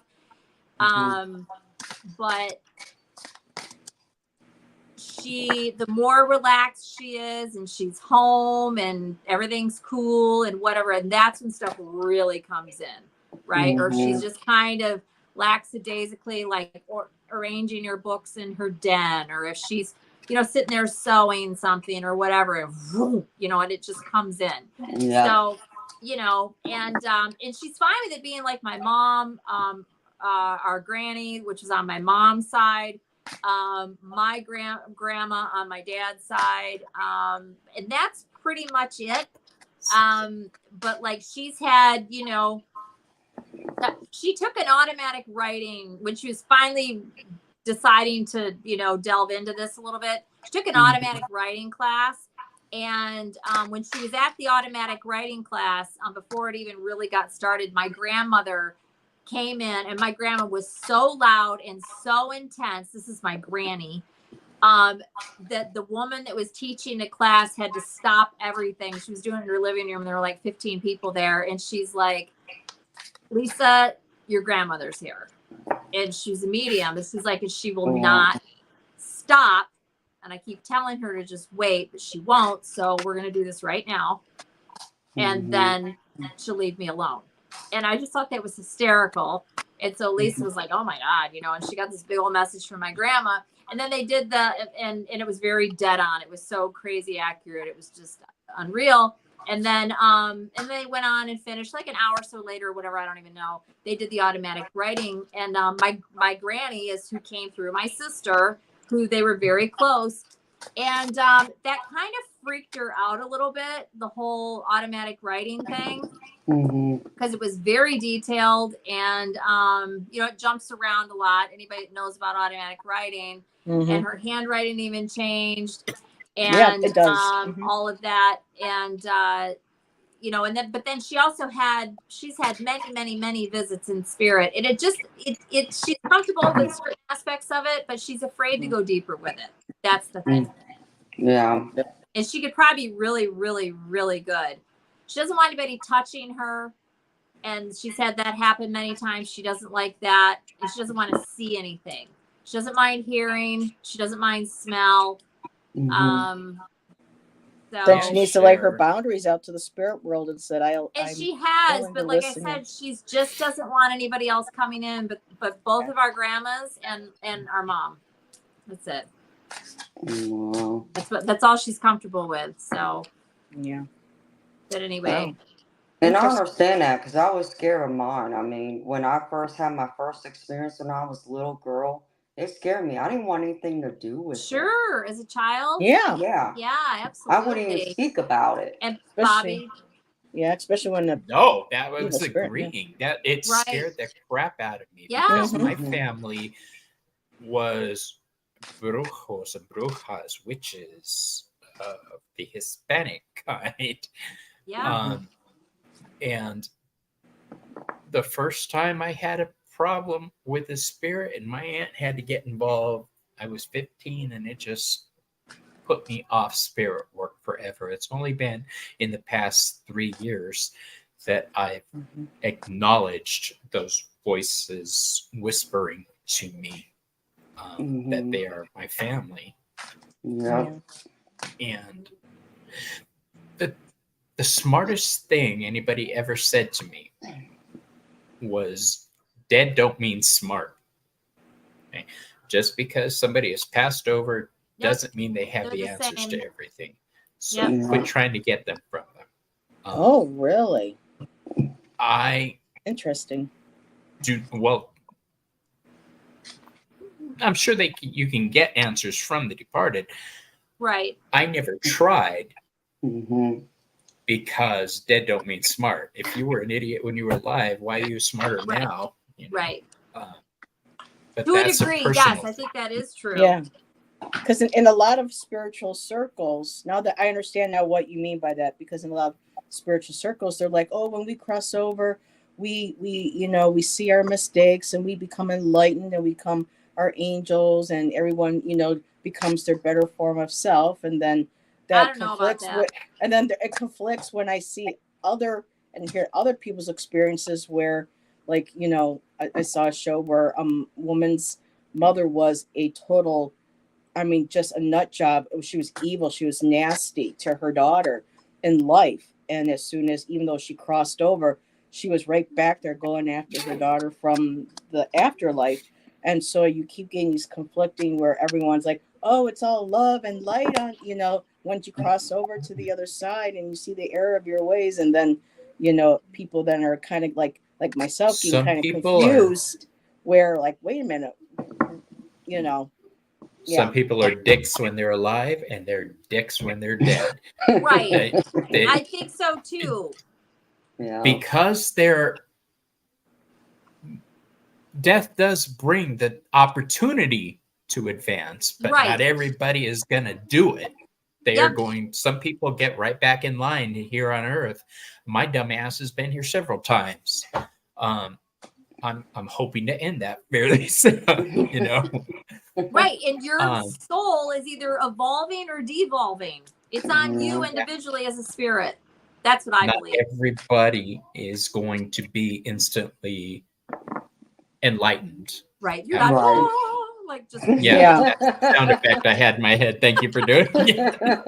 And it just kind of frustrates me where we have people in, not just within our spiritual community, but as a whole going, oh no, it's all beautiful and they can all believe happy. whatever they want. So, but then when you're new and you're coming into this, then you're kind of getting, you know, it's uneven. It's like, you know, you don't have a balance, you know. So it's good to make, you know, so you really got to be careful when you learn things from people that, you know, you got to take it with a grain of salt and be open to maybe another perspective, because it may not be, you know.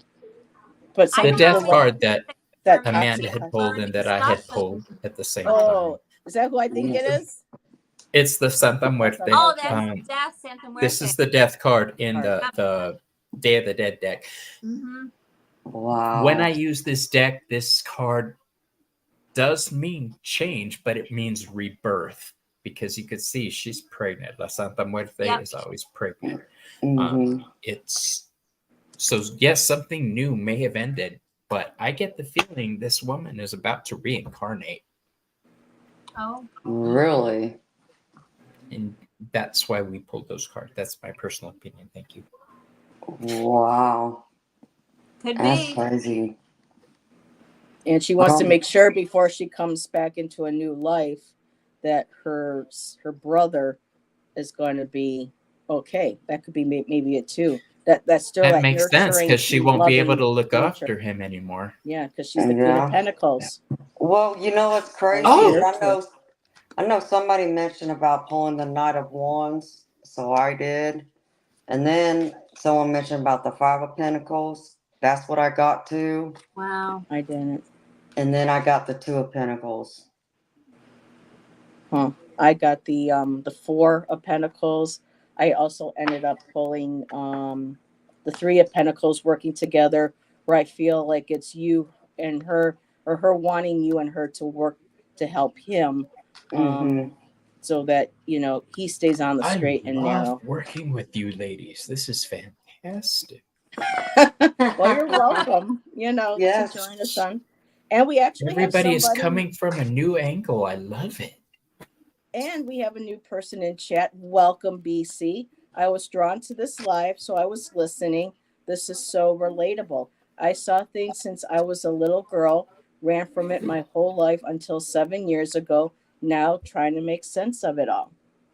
You know, a lot of us are. And her name is Juanita. So hello, Juanita. Welcome. Hi, Juanita. And you know something else? We don't really know. I mean, I love what Bobby was just saying, because it really is nice to just converse and chat and discuss all these things. Because the reality is we don't really know until we're dead. Again. Yeah, that's why I preface everything with, this is how I believe, or mine. Oh, I chased her away. You switched with me. You disappeared, Allyson. Now you're over there. Yeah, it's probably my connection being wonky. Any viewpoints expressed are strictly the viewpoints of the readers present. Yes. Like this Allyson said, we have no hardcore proof for you. Yeah, but you go with what feels true. And actually, just really quickly, I'll dip into something that Heather just said a few minutes ago, and I briefly said it, but I want to say it one more time, is that, and I'm sure a lot of us feel this way, well, I change my mind periodically, whatever, when I hear something new, you know, or I should say, I'm never married to any of this stuff. There's some things that I've believed all along and still do. Other things have kind of shifted and changed a little bit, you know, or I'll hear something I've never heard before, and I'm like, oh yeah, you know. And so it's just it's the one thing that holds my interest, honestly. I evolve, and so does my spirituality. Yes, as long as we don't want that to is become part stagnant. of evolving, right? Is that you do change, that you aren't rigid and firm and hard, and you're not gonna, you know, I mean, that's part of it. Well, it's like I always say, I'm a lifetime student. You have to be flexible with all of this stuff. What was that, Amanda? I said that's why I like to always say I'm a lifetime student. Yes, we all are. Exactly. And if all, and someone says I'm right, I have all the answers, then it's just like red flags. Right. Yeah. Red flags. Or no, it's as much as I love you ladies, I am gonna have to say goodbye now. Oh, my husband is giving me the stink eye. It's time for dinner. All right. Well, you have been on for an hour and a half. Thank you, Bobby, for joining us. Yes, thank you, Bobby. It was wonderful. Bye, you guys. We'll Catch you on the next one. All right. Bye. I know I was looking at the time going, I think Allyson might have to go too, but I just wanted to make sure that... I'm good. I'm actually home, and I'm gonna stay put. I'm not going anywhere till in the morning. And Jay says, Jay was saying novella. I'm not sure what she means by novella. She says, or having the experience can also change your views. Yes. Yeah. I had a friend in Arizona who had told me, and this is going back when, 2006, 2007, when I was with my one particular drumming group and shamanic drumming group and whatnot. And he said, if you say, this is what I believe in, and you're not willing to, like you said, periodically, we lost Amanda. Oh, well. There you go. Sorry. That's weird. If you're not willing to periodically review your spirituality, because if someone's just concrete and say, this is how I'm going to believe, this is how I'm always going to believe, if you're not constantly, even if you don't change anything, but still have at least that yearly review where you look at your life and say, okay, do I still believe in this? Do I still believe in that? Do I want to explore something else? Does this still relate? Because he goes, when you're here, we want to be able to learn spiritually and involve. And if we don't do that, then we stagnate and we could lose out on learning more things about ourselves, other paths of spirituality and our own spiritual development. So Mike was right on with that. So that's something that, even though him and I no longer speak, we're not in the same circles, that was something as him as a teacher that has carried on with me over the years. So it's always good to test see, this is still what I believe in, am I growing? Am I stagnating? Jump in the water and see, test the waters. Yep, exactly. It's like I like to say, it's like, this is my personal opinion. This is my personal perspective based on my experiences. It doesn't mean it's facts. It doesn't mean it's exactly right. It's like, take from me what you think resonates, but go out there and look at others, listen to others, do your research. Yep. Be the best discernment you can be. So, if I'm wrong, I'll admit I'm wrong. I don't claim to know it all, period. Yep. In fact, I say that all the time. I'll be the first one to admit it if I'm wrong about something. Yeah. And Fatima said that I'm 62 and I'm still learning. Exactly. And hello, Miss Nancy. She just popped in. Hey, hello, Nancy. my dear. And I don't know if anyone saw Karen also had come in during the show. Yes. So Karen is here with us and making sure, or having the experience can also change. Okay, I already pulled that up. Okay, I want to make sure. And I don't know if you saw, this was cute. Moon Fox said, it feels like it's a drama show. Tonight's story on Dead Drama. That's funny. That's like, yeah. You never know. So I'm just making sure I didn't miss anybody's other comments. Yeah, and death is a transformation to another stage in life, not just literally dying, but changing to a new path in life. And sometimes on the other side, I think we still have, apparently that ability to either evolve spiritually or like Bobby said, dick in life, dick in death. Yeah. Yeah, it's interesting though. I do think that I just thought of something when you said that. Okay. Do you mind if I share really quick? No, go ahead. Okay. So I do think that, and again, we don't know for sure until we're dead again, right? Certain things, and a lot of this is just conversation and thoughts and sharing stories, that kind of stuff. So I do have an example of something that it's not like I'm saying that it's so hard and fast, like, you're going to be the same in death as you were in life. Because I think we are different people, right? As long as reincarnation is real and true, and I absolutely believe that it is, you come in and you're a different person, so you're going to have a different personality and that kind of thing. I'm talking more about like your essence, who you are, to your core and whatever, and you're going to evolve and devolve, right? But like whatever you are, I would guess, again, we don't know for sure, but best I can comprehend is like however you were in your last lifetime, to some degree. A lot of times people get readings, that's very much what comes through. It's the same type of personality, same insights, same, whatever. So, but I do think, okay, perfect example. My dad's dad died when I was like 20.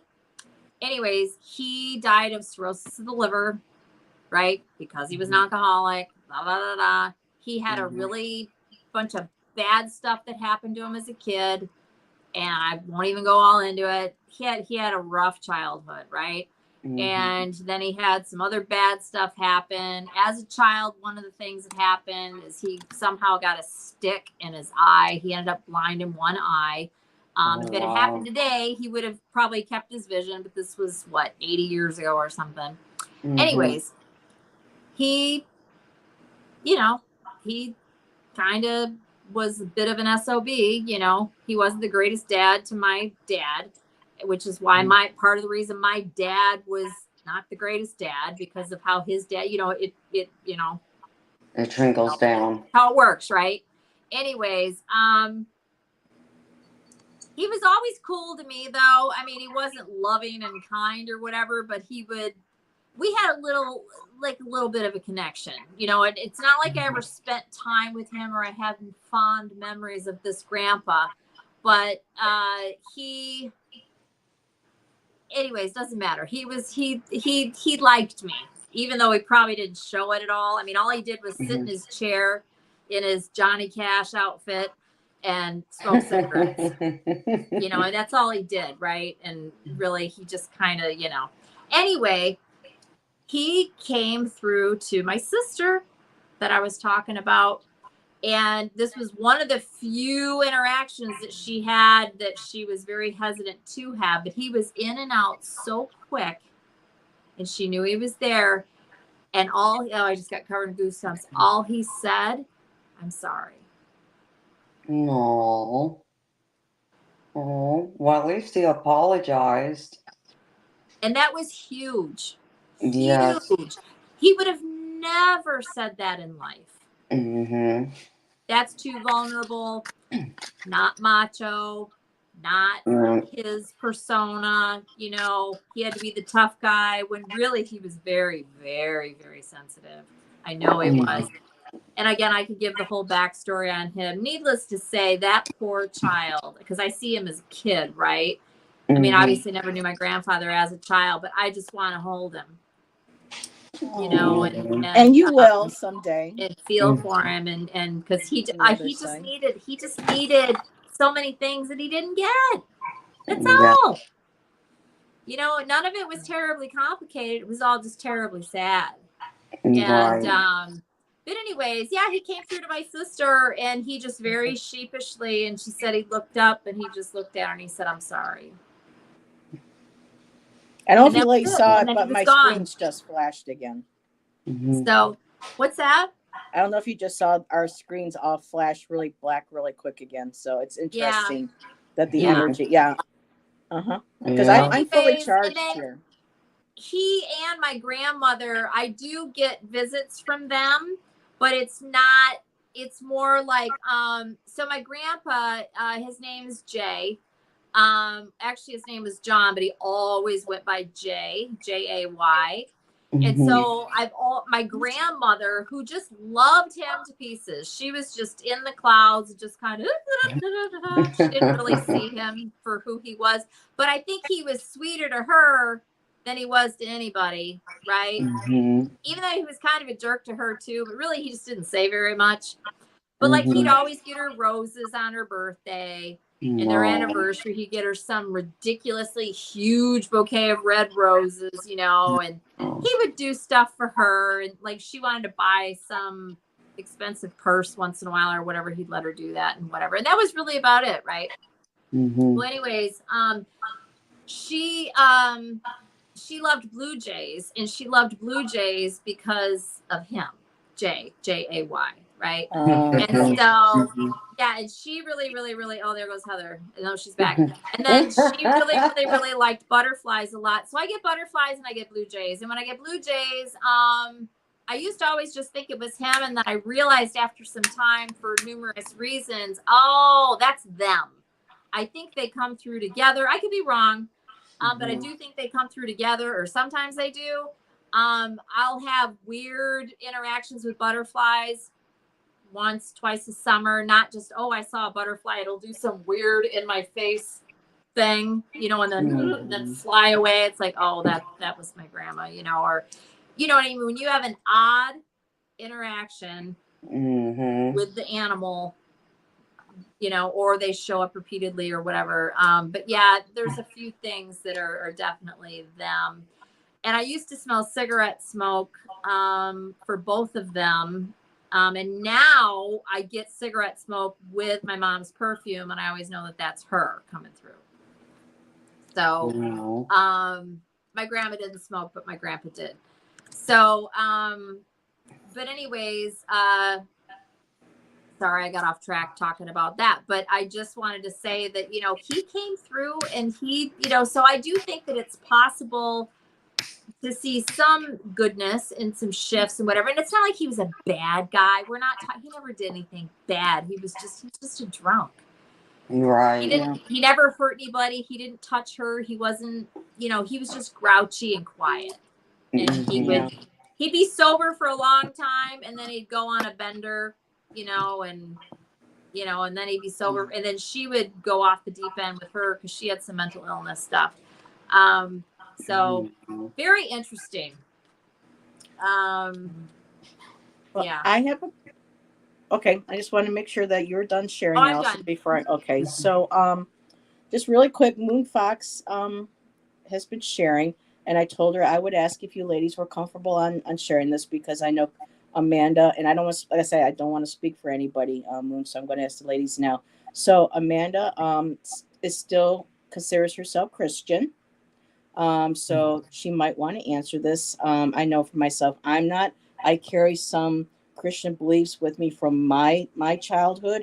I do not consider myself a Christian. I'm more pagan, nature based. I won't speak for Allyson, but she has some questions for us. She goes, if it's all right, could you guys tell me about Christianity and your views? I've been having trouble with it, and I want to get a different view. I'm a witch because I love witchcraft and the New Age things, and don't want anything to do with the Christianity, but I'm surrounded by people and loved ones who are. It's been really hard on me, and I don't want to be Christian, but it just keeps coming to me when I don't want it. Do you think you can help me? So I wanted to open up to see if you ladies wanted to maybe offer I could talk her and 30 minutes on this. Go ahead, Amanda. Oh, go ahead first, beautiful. You don't want to know what I have to say. And we also have another new person. Sean is here. Putting Christianity down. No. Actually, I will. I'll say this really quick. All I'm going to say is, sorry, you're asking. How do I say this very, very PC? I'm one of those people that don't care what other people think.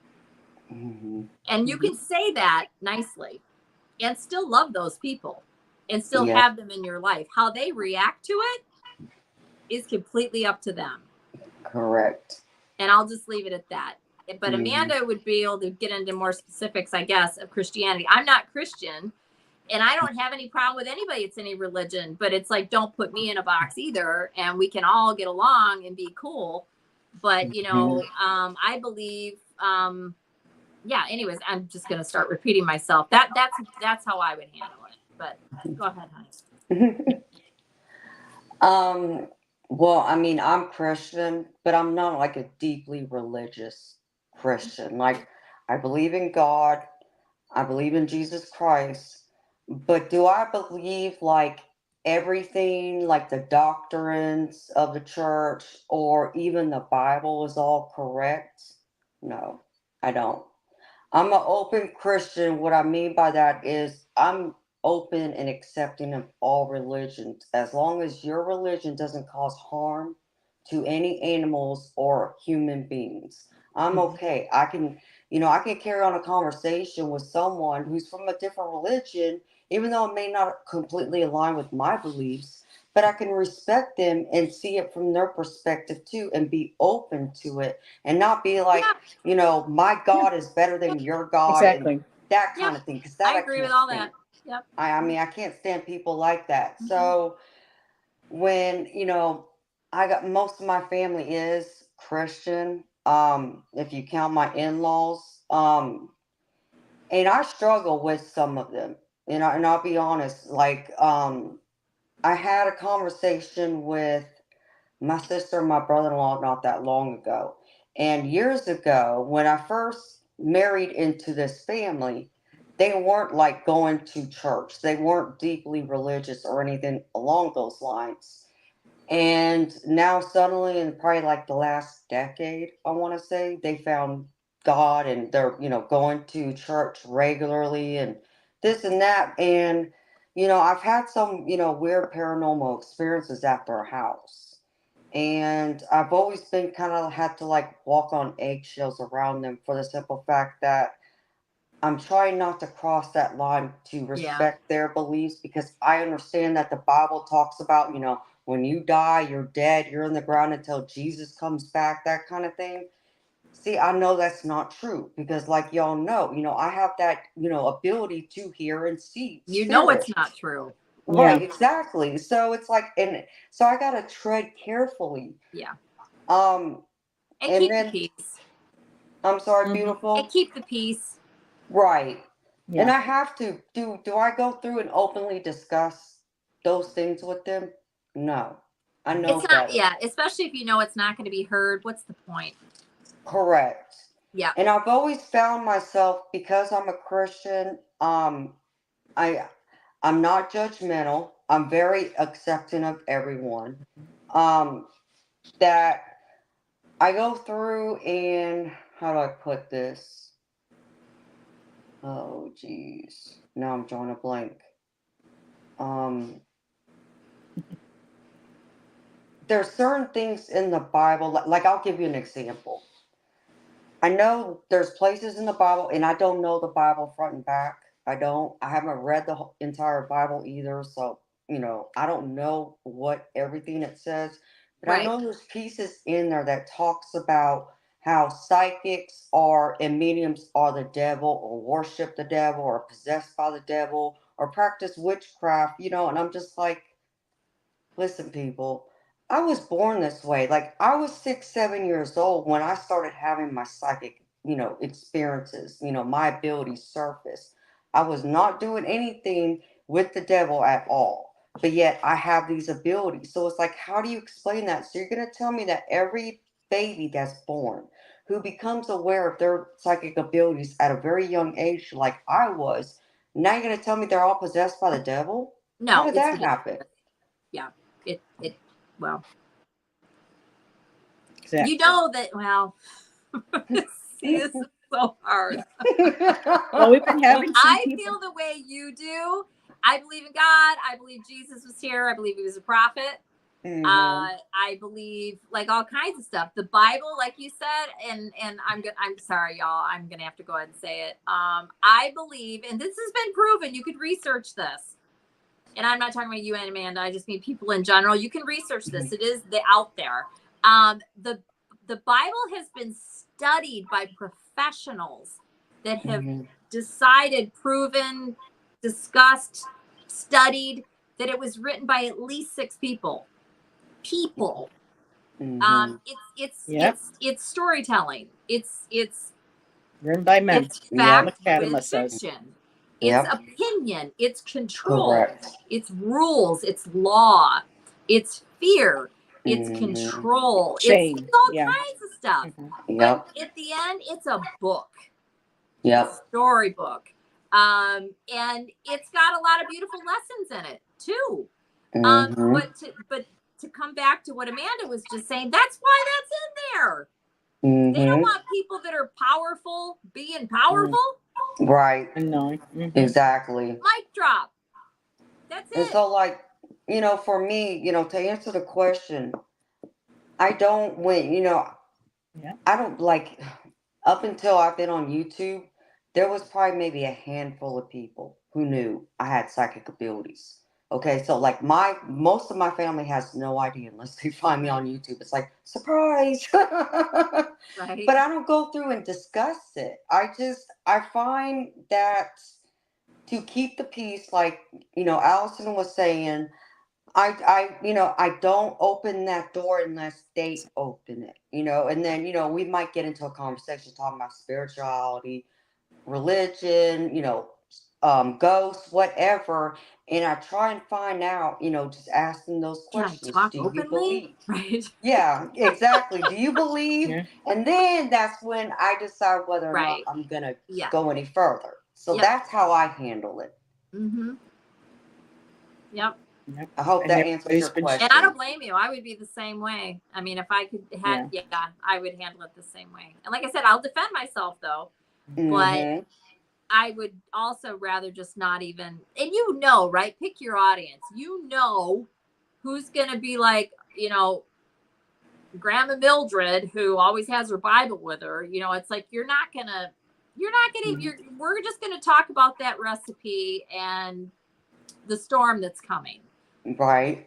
You're not going to, And Moonfox said, I believe in the magic and other higher being that I don't believe in hierarchy, and it's supposed to be this way or that, the dogma. Yes. And I believe in the universe and the power of love. And I love this Fatima. Remember, the Bible was written by men, and she's a Catholic. Yes. She says she has read the Bible from beginning to end, and she says there are people don't understand some of the passages, I guess, that she said, but at the same time, it's very different. That's why there's so many versions. Oh my God, you got to have And I agree with Sean. This is beautiful.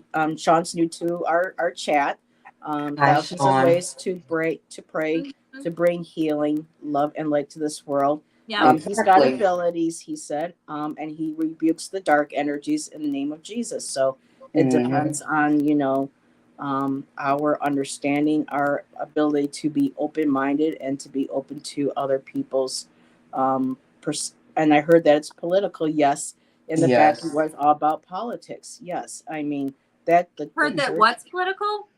The structure, the dogma, with the Bible and with the churches and the struggle.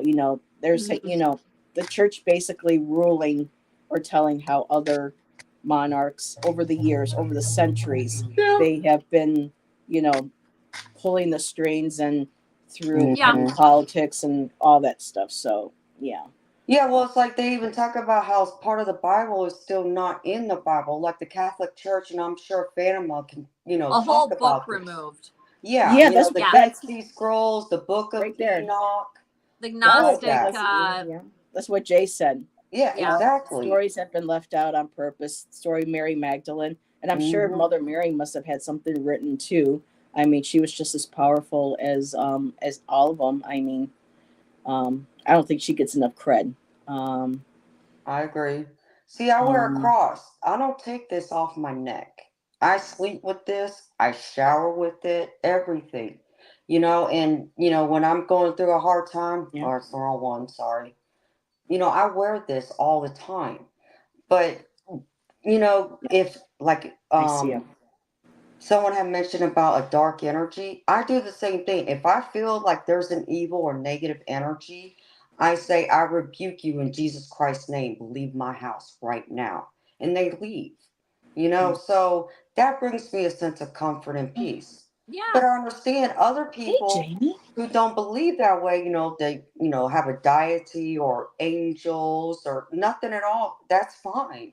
I'm not trying to force my beliefs down your throat and Right. also be respectful. Don't throw, try and shove your Yep. beliefs down my throat either. And we'll get along just fine. Yep. I'm going to believe what I believe. Whether, the rest of the world agrees with it or not, the nice way to say it, you can go fly a kite, and that's how I feel about it. Yep. Yep. And we're having that, and I love the conversation everybody's having.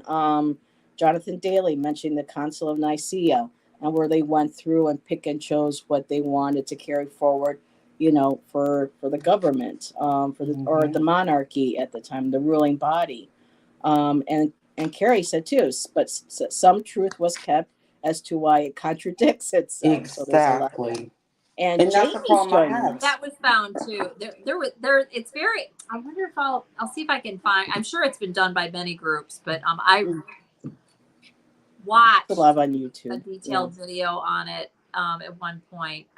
But And Jamie has joined us. Hey, Jamie. That's Wandering Mountain Bardic Path.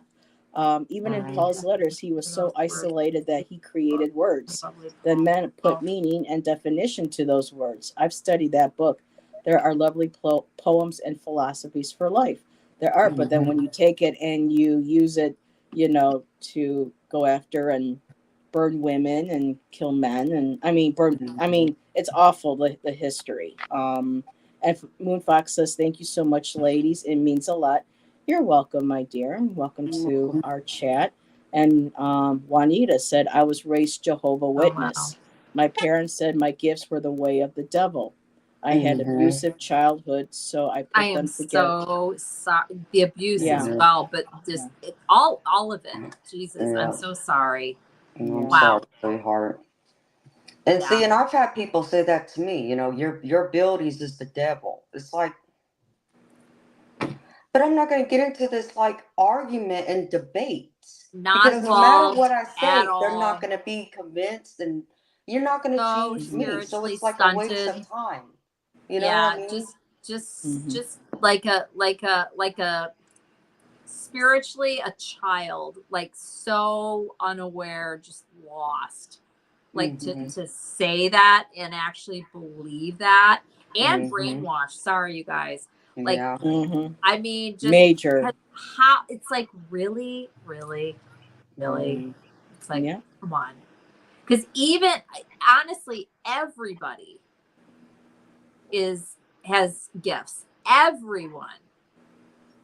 I mean, even if you're, you can ignore it, but I mean, everybody has had some sort of intuitive hit at some point about something, or had a feeling, or walks into a room and can feel, that just a fight took place, or whatever. Even the people that spew stuff like that have experienced something. And so I'm just saying, if they're true, I think anybody that feels that way, really, honestly, they are terrified. They're just fear. They're just afraid. And so they have to, and it's sad, really, when you think about it. Because it's like, I try to remember to do this, but like see somebody as a child, like this adult that's popping off and saying all this crazy stuff. Try to see them as a kid. Maybe you even know stuff about their childhood, and just recognize that, because that child is still there, grew up, but it's still there, especially if it's feeling all this stuff. So, but I know it doesn't make it any easier in the moment. And Amanda, I'm sorry if you've had to deal with some ridiculousness as that. I mean, because it's just, it really is. I would have a hard time not just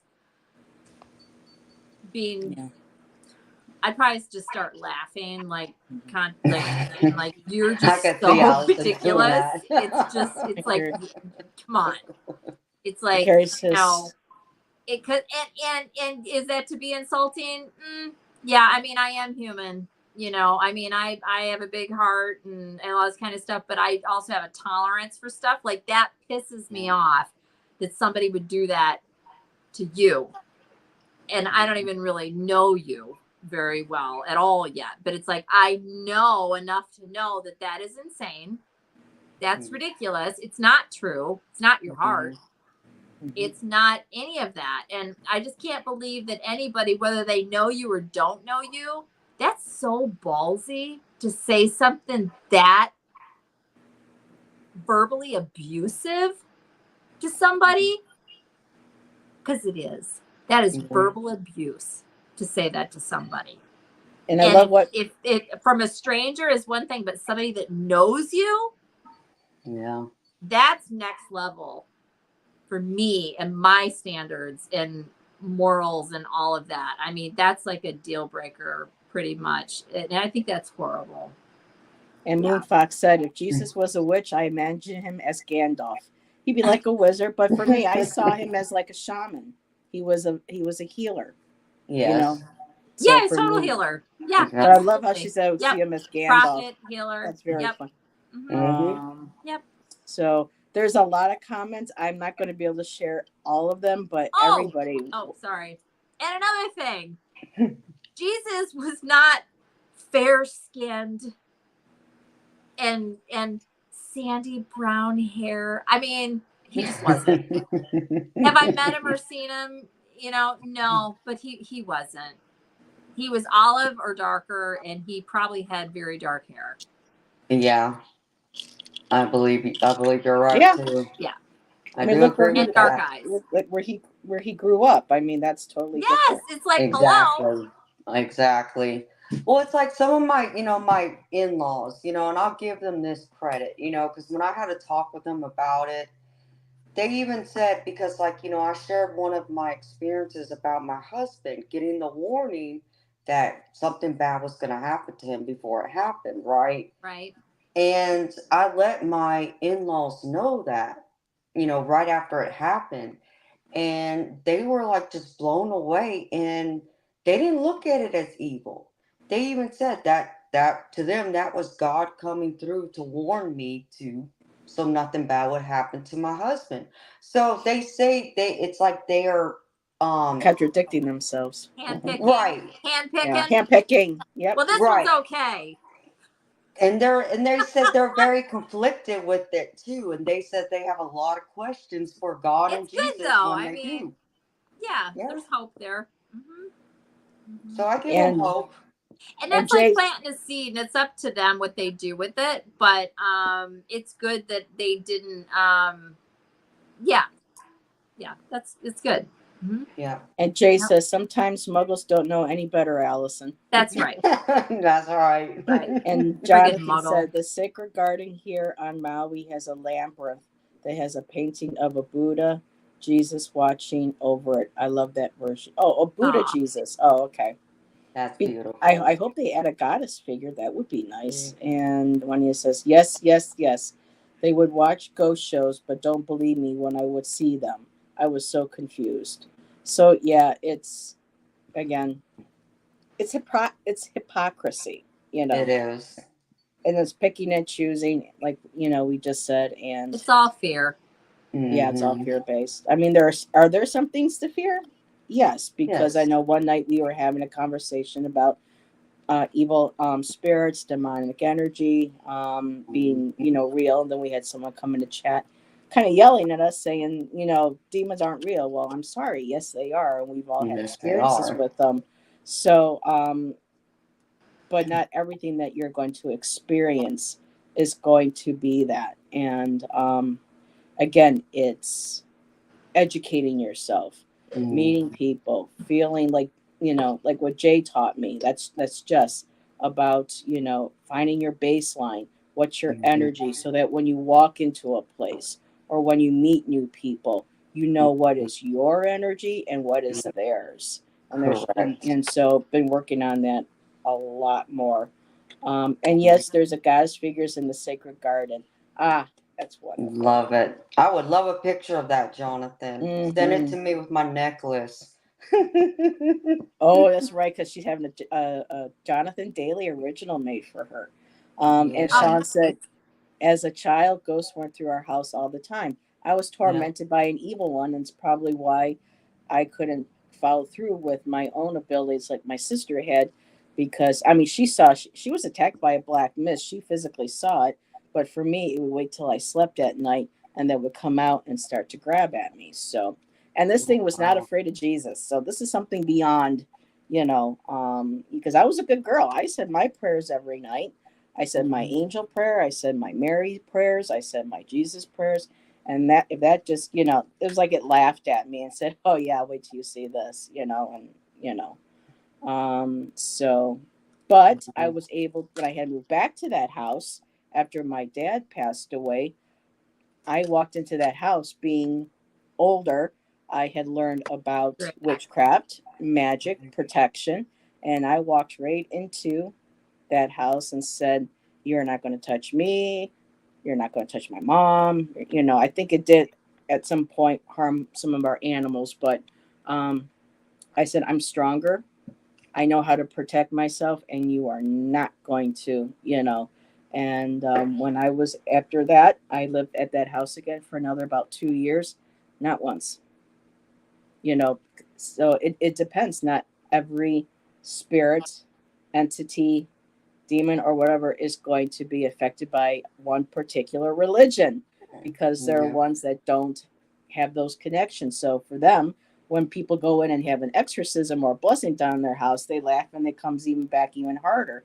And sometimes, like with Dead Files with Amy Allen, she would do some of those walkthroughs and say, "Okay, you need to get a local shaman. You need to get a male witch who is very strong in their power and that can stand up to this male energy or this female." So there are different types of people with abilities that are required to handle certain spirits. So yes, no cookie cutter religion, no cookie cutter spirits. And this is where I've been learning more about, the other side and having to protect more. So, and you love Amy Allen. Yeah, and she had to quit the show because she was spiritually attacked on a lot of those shows by spirits. And they can affect your health, your body, physically, your organs and everything. How she did 14, 15 seasons, I don't know. And they never gave her enough time really to heal in between where she could rebuild her protection, her energy. And she said this in an interview. So she had to leave. And then Cindy Kaza, who I love, took over. But then after like 1 or 2 seasons, the Travel Channel canceled them. Canceled the Dead Files because they said we don't have enough money in the budget. But the Travel Channel ended up probably, well, we won't get into paranormal TV shows, but Ghost Adventures had something to do with that. I know that. So, but yeah, spiritual baths with hyssop and salt. And I also like Florida water. I just do a little squirt of Florida water in my water too. I like the smell, and when I'm done, I feel completely cleansed. So yeah, TV. Yeah. And a lot of it too, you have to be careful too, because it's also scripted. Carrie says, plus energies only win in belief. You can bring in anyone you want to exercise the spirit, but your belief is the most powerful. If you don't believe you're more powerful than an entity, then you're right. But there are times when there are some that are very much stronger. And there have been some places where you have to walk away. You are, obviously there's going to be exceptions, but I would say for the most part, if you're not somebody that they can easily target, or if you are someone they can easily target and mess with, and they know that you're going to cower and be afraid, they're going to have a field day with that. Welcome back. Teleportation. See, the spirits are messing with the technology now. Yeah, it's funny. You disappeared and he came up alongside me and went, "Ow!" And I'm like, "Did you do that to Amanda?" No. But yeah. But I agree with that statement because, like, you know, we talked about this last week with Carolyn and Peter about the demon that was trying to seduce me. And all I had to do was say, I rebuke you in Jesus Christ's name. And it freed me. And I was safe. You know, that demon didn't come back. And well, according to Carolyn, that angel that appeared at the foot of my bed, you know, some months later, you know, the demon did try and come back, but I was still protected. And I wasn't afraid of it. It's like I knew naturally what to say for it to go away. And my angels came in to protect me and help me with it. So, Plus, you're going to get angry. Right? I'm sorry, beautiful. I said, you're going to get angry, right? You're going to get like pissed off and push back on something like that. Aren't you? Because that's what I feel. And I'm the same way. And so that doesn't mean that I would necessarily be afraid, but I'm going to kick and scream and defend myself. And it ain't happening. Exactly. There's none of this crying. No. Right. No. Nope. So, and I think that makes a difference. In all situations, I don't know. I do believe that there probably is some really, really, I think it's exceptional.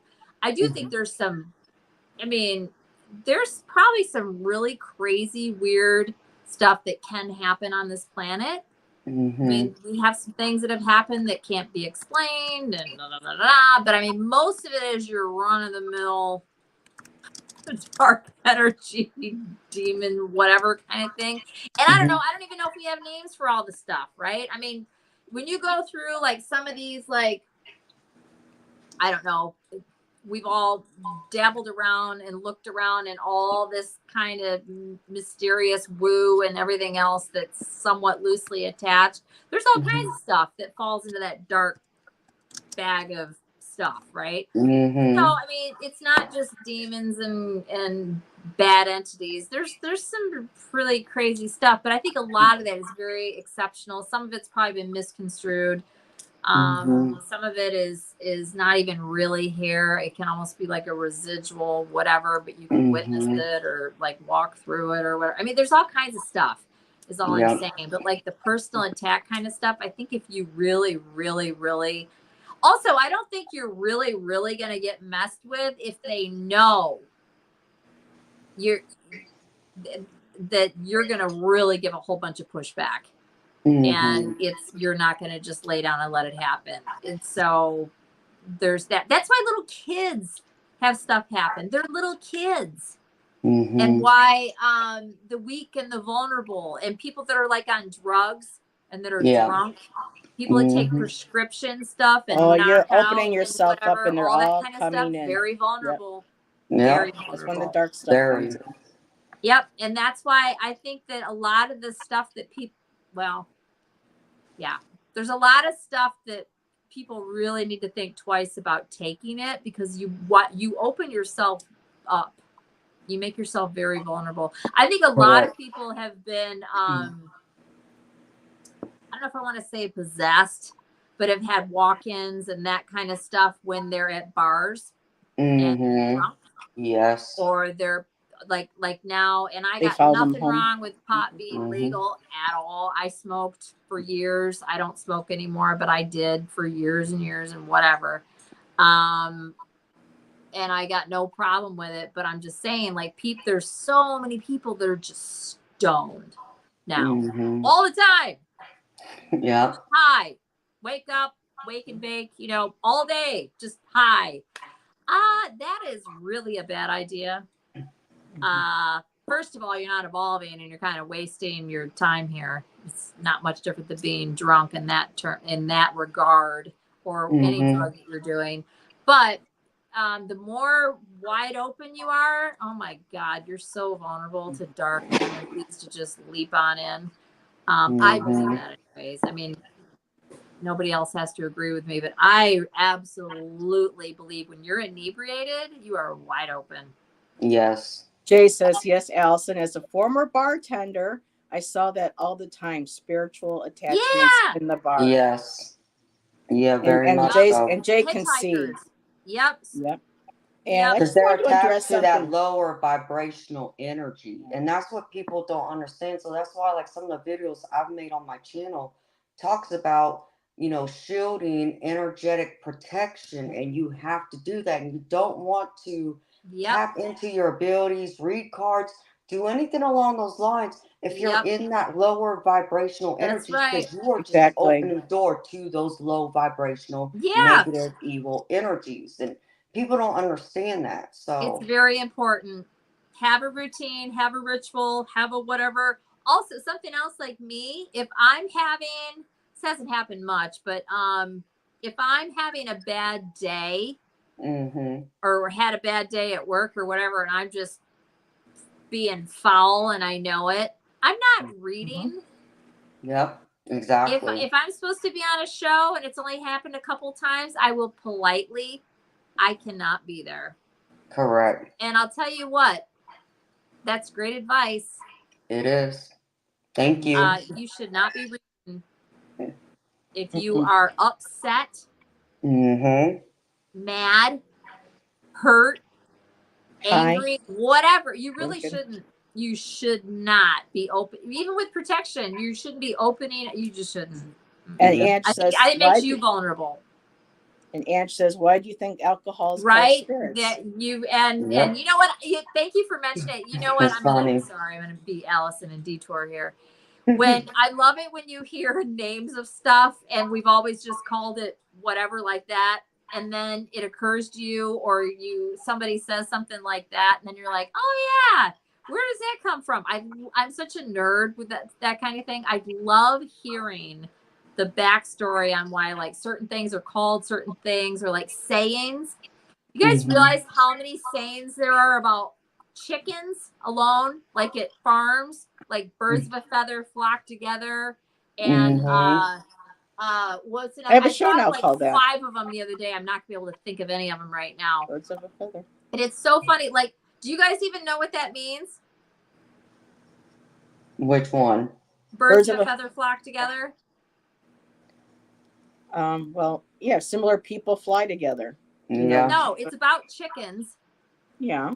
And what it really means and what it really comes from is that when you would get your chickens, and you would have like different varieties, they hang out with their own variety and they don't intermix. They may not get along together. So what they do is they add the new chickens at night when they're roosting, because chickens, and I love chickens, they're so cute, but they're kind of simple. Come on, their brains are like this big. And so you put them in there at night, and then they wake up in the morning, they're all together, and then they're like, oh, we're all just here, you know, and then they're fine. Usually, if they're young, which I think is hilarious. But the whole point is they won't get along, they won't hang out together, the different varieties, but there is a way to trick them into doing it so that they all get along. Otherwise, they'll fight and everything else. And chickens are really nasty when they fight. But no, the whole thing is chicken fights. Yeah. Yeah. Fighting. The whole birds of a feather flock together. It's the varieties hang out together like in groups, and they don't intermix well at all. But there's a way to do it so that they will. But anyways, I digress. There's like a whole bunch of sayings that come from chickens, and that alone is just, I don't know, it's just funny. And Jay said, I can tell what color liquor they're going to order by the vibration of the spirit. Dark. Okay, of the spirit. Dark liquor tends to be for more angry spirits. Interesting. Right, like people that drink don't like count your whiskey. chickens before they hatch. Yeah. Yeah, don't count your chickens before they hatch. That's from that's another farm. Yeah, why did absolutely. Across the road? Well, that's just a joke thing, but there's actually I thought about, I was quietly just by myself the other day, and I literally thought, I want to say I thought of 5 of them. But there's lots of sayings that we say all the time, or just words or names for things, and it's old. It comes from something totally. I just thought of one. It'll come to me in a minute. I just thought of one today, just randomly. I was in the kitchen cooking something, and I thought of the name of something, and I was like, And it's funny how you'll get these names and they just last generation after generation after generation. And when you really think about it, it's like that word doesn't even describe the thing, but you've always called it whatever. Does that make sense? Do you know what I'm talking about? Like you call it either the thing or a situation or a function, and we call it something completely nondescript, but it seems normal to us because we've just always called it that way. But there is a backstory on why we even call this thing whatever we call it. Why the name came about to start with. Yeah. Right. Ange. Choke the chicken. Choke the chicken. Not really, but that I did not expect. I wish I could think of them. There's something about, oh God, what was it? I just had it on the tip of my tongue. I just thought of another one, but no, there's a bunch of them about chickens. Actually, there's a lot of farm ones in general. Run around like a chicken with its head cut off. I'll come back to this video, you guys, and because they'll be popping into my head over the next couple days, and I'll pop into the comments and I'll write them on there.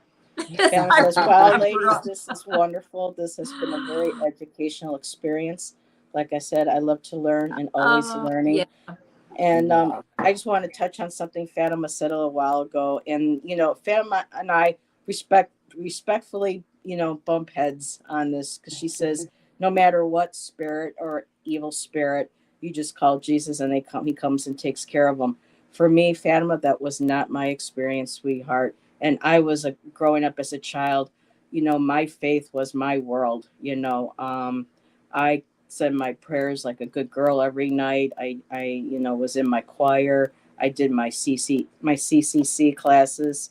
I was, and I called every single time I called for help. It never came. It didn't help. So there are going to be spirits, demons, whatever you want to call them, elementals or connections to that land that will, that will, not care, about specific people that you call. I mean, he couldn't. Did you say not care? Huh? Did you say care or hear? I don't know. Care. Not care. Because there's some spirits that don't. And then I have something I want to say. What was I saying now? You were rebuking what she said about Jesus always being there. I was going to say he's not always going to be able to, because there are going to be spirits that do not care about who you call, because not all spiritualities or spirits are going to be afraid of certain individuals on the other side. That was my experience. It wasn't until I got older and I learned through witchcraft, through Wicca, through paganism, how to protect. And when I was able to use those skills, that's what kept it away. So there are times in the past where, I will still call just in case, but he is not going to always, at least that's been my experience. That has not been my experience. And I'm grateful, Fatima, that you didn't have that experience. I'm so happy. But I have had personal experience growing up, and those prayers and stuff, and it just didn't do anything to protect me from this thing in the house, or two things. It could have been very well two things in the house. So I'm just gonna end it there, and I'll let Allyson. All I want to say is, I want to say I'll be right. One is that it's horrible what Heather endured as a child. Absolutely horrific. She has shared many, many times, and it's horrifying. And look at the lasting effect that it's had, right? That's why it's horrible when stuff like that happens. That's one of the things I want to say. Another thing, quickly, about what Fatima said is that, I think that it's great. And I'm not taking away that it would be Jesus. All I'm saying is that when we call on help like that, I really do think that it's any division of our spiritual team that comes in to help. It could be any part of it. Even if we call on, whatever, you've got a whole team around you. It helps. It's the divine is what I would say steps in.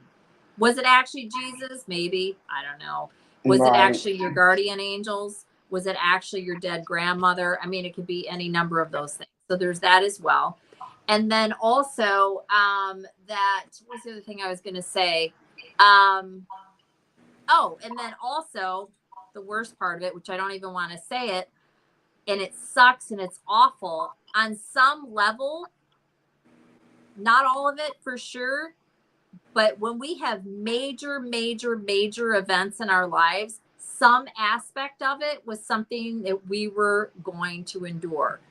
Mm-hmm. And I don't mean the ongoing horror show that was going on in Heather's childhood home, but some aspect of that, I believe, Heather, you do not have to believe this, or anybody else, there was some defining marker of that was going to happen.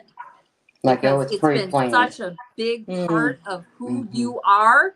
It was going to happen, whether it happened then, later, by different events, it would have integrated in some sort of way. That's my belief. Yeah. So, and I don't know if you heard everything that I said or not, but I was trying to. I had to go grab some water. Numerous things to say about it. And I just said the first thing is how horrible that you went through all that shit, because it's absolutely horrible. And it shut me down to my abilities. Yeah, that too. I mean, it's far reaching, right? But you know, that too probably felt like it had to happen, but that was that was part of it.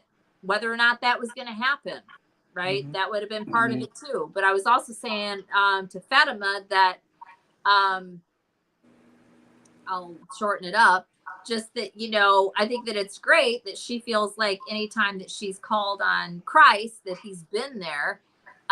When in fact, sometimes maybe it's been him, and other times it could have been any number of beautiful beings from her spiritual tribe. Because I think when we call on help, whoever's quickest to get there, if you are meant to get that help, they will. Because we are supposed to experience shit. That's part of being here. Yeah. We signed up for it. We just don't remember doing it. So every single time, and I don't know if she's just being, generalizing, or if that really is the fact. I mean, we've all been through shit. That's why we're here. That's spiritual involvement.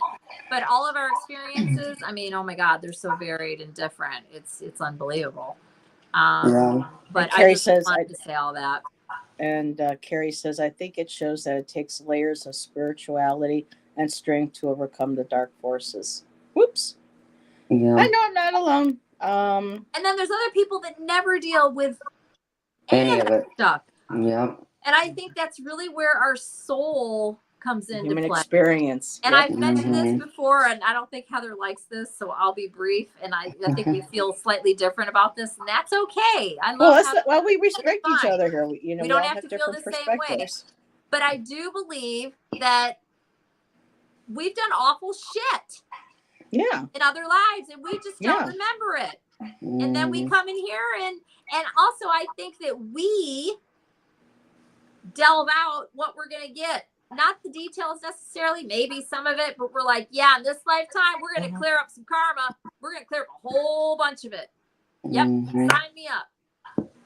Or you might be like, I want to have a really easy go of it this time. Just keep it real light. I'm just going to come in and help my kids, then dip. I'm done. That's all I'm going to do. Or some variety of it, right? You might be, you've dealt with a lot of crap in this life. I'm just going to use Heather as an example. Sorry. And I hope you don't mind, Heather. You might have been fabulous the last 8 lives. You did some really awful shit 20 lives ago. And you're going to just decide, you know what? I'm going to clean up the karma this lifetime. Well, I was a bootlegger, apparently, according to Scott. And I was not good to people. I took lives. I was a bootlegger. That's great. Yep. And that's so what that could very well it's like we've been bad people. It's part of spiritual involvement, and it sucks. And I know some people are like, no, they don't want to think about it. To me, it makes sense. I'm like, that tracks. That totally makes sense. And I want to address something here. Moon Fox says, I blame it on men. And then she goes, not all, but some. And it's like, we kind of got to step back. Yes, a lot of this. I don't know what she's talking about, though. She could have been talking about a comment that somebody made. So when it comes to, because I just want people to know that, you know, it takes both sides when it comes to, I think, because she was talking about the Christianity. So, Moon, I'm just going to kind of go on a little bit here, and assume that this might be where you're coming from, and you can, address me or correct me in chat. But when it comes for a long time, well, yeah, a lot of the patriarchal You might religions, mean men as in people. yeah, the patriarchal religions and, the men power, or I mean, what men do in a lot of, patriarchal religions, and even that with women is awful. Being subjugated, being abused, being allowed to, I mean, there's so much abuse still done to women, but we got to not forget, though, that a lot of abuse has been done to men. So this constant back and forth of how we raise children, how we continue to, this is a whole conversation, but we have to remember that, yes, a lot of it's done to women, but we also remember there's a lot been done to men that continues to, promulgate, that continues to, condition and groom for this way of thinking. And hopefully moving forward, as people are coming more and more into a higher vibration, that we're supposed to be as evolving as people, people will start seeing that we don't have the need for these severe patriarchal religions or misogynistic views on men, on women, on children. Don't be sorry. You were just, because there are, I mean, that was how, one of the reasons why I left the Disagreeing with Christianity. you. Yeah. I also want to point out the fact that we have been men, bad men, many times. Us women right now sitting here have been bad men in other lives. You don't have to agree with me. That's fine. I know it's true. Yep. I agree with you on that. You've been a man, you've been a woman, you've been a good man, you've been a bad man, a good woman, bad man, bad woman. Or I mean, child. you've done it all. Sometimes you we didn't have get done past it being all. a child. You've done bad things. I guarantee it. It's so true. I know it's true. And I think we are part of the problem. We just don't remember it. This has been going on for generations and generations and generations and generations. We're all part of the problem. We're all humans. We're having a human experience. And I get it, all this goddess energy and all that, whatever. And I do get it. I'm not really super involved in it. I do understand it, but I just want to make the point that I just made. And again, you don't have to agree with me, but it's like, I know it's true. It's just the human, what's that word? It's just condition. Human what? Condition. Yeah, it's right. And it's just the patterns. I do agree with like my son, when he was little, I always let him cry when he wanted to cry or needed to cry. I never shut it down. I never said, don't cry about that, or, oh, toughen up. Or I never said any of that bullshit that you hear people saying to boys and men, because it's bullshit. It shuts them down emotionally. It hardens them. It makes them think that they shouldn't express their emotions and blah, blah, all this stupid ass crap. And you know what I have now? I have, my son's 22. He is so, and it didn't make him a wuss either. It didn't do any of that. My son is very compassionate and loving and kind, and sticks up for the underdog. He's not a wimp. He likes people of all ages. He could have an 82-year-old woman sit next to him on the plane. Guess who he's going to sit there and talk to? And you're not going to sit next to my son and not talk to him, because he's just going to, well, actually at this age, he will kind of stop or give up if you're not interested. When he was little, he wouldn't have shut up.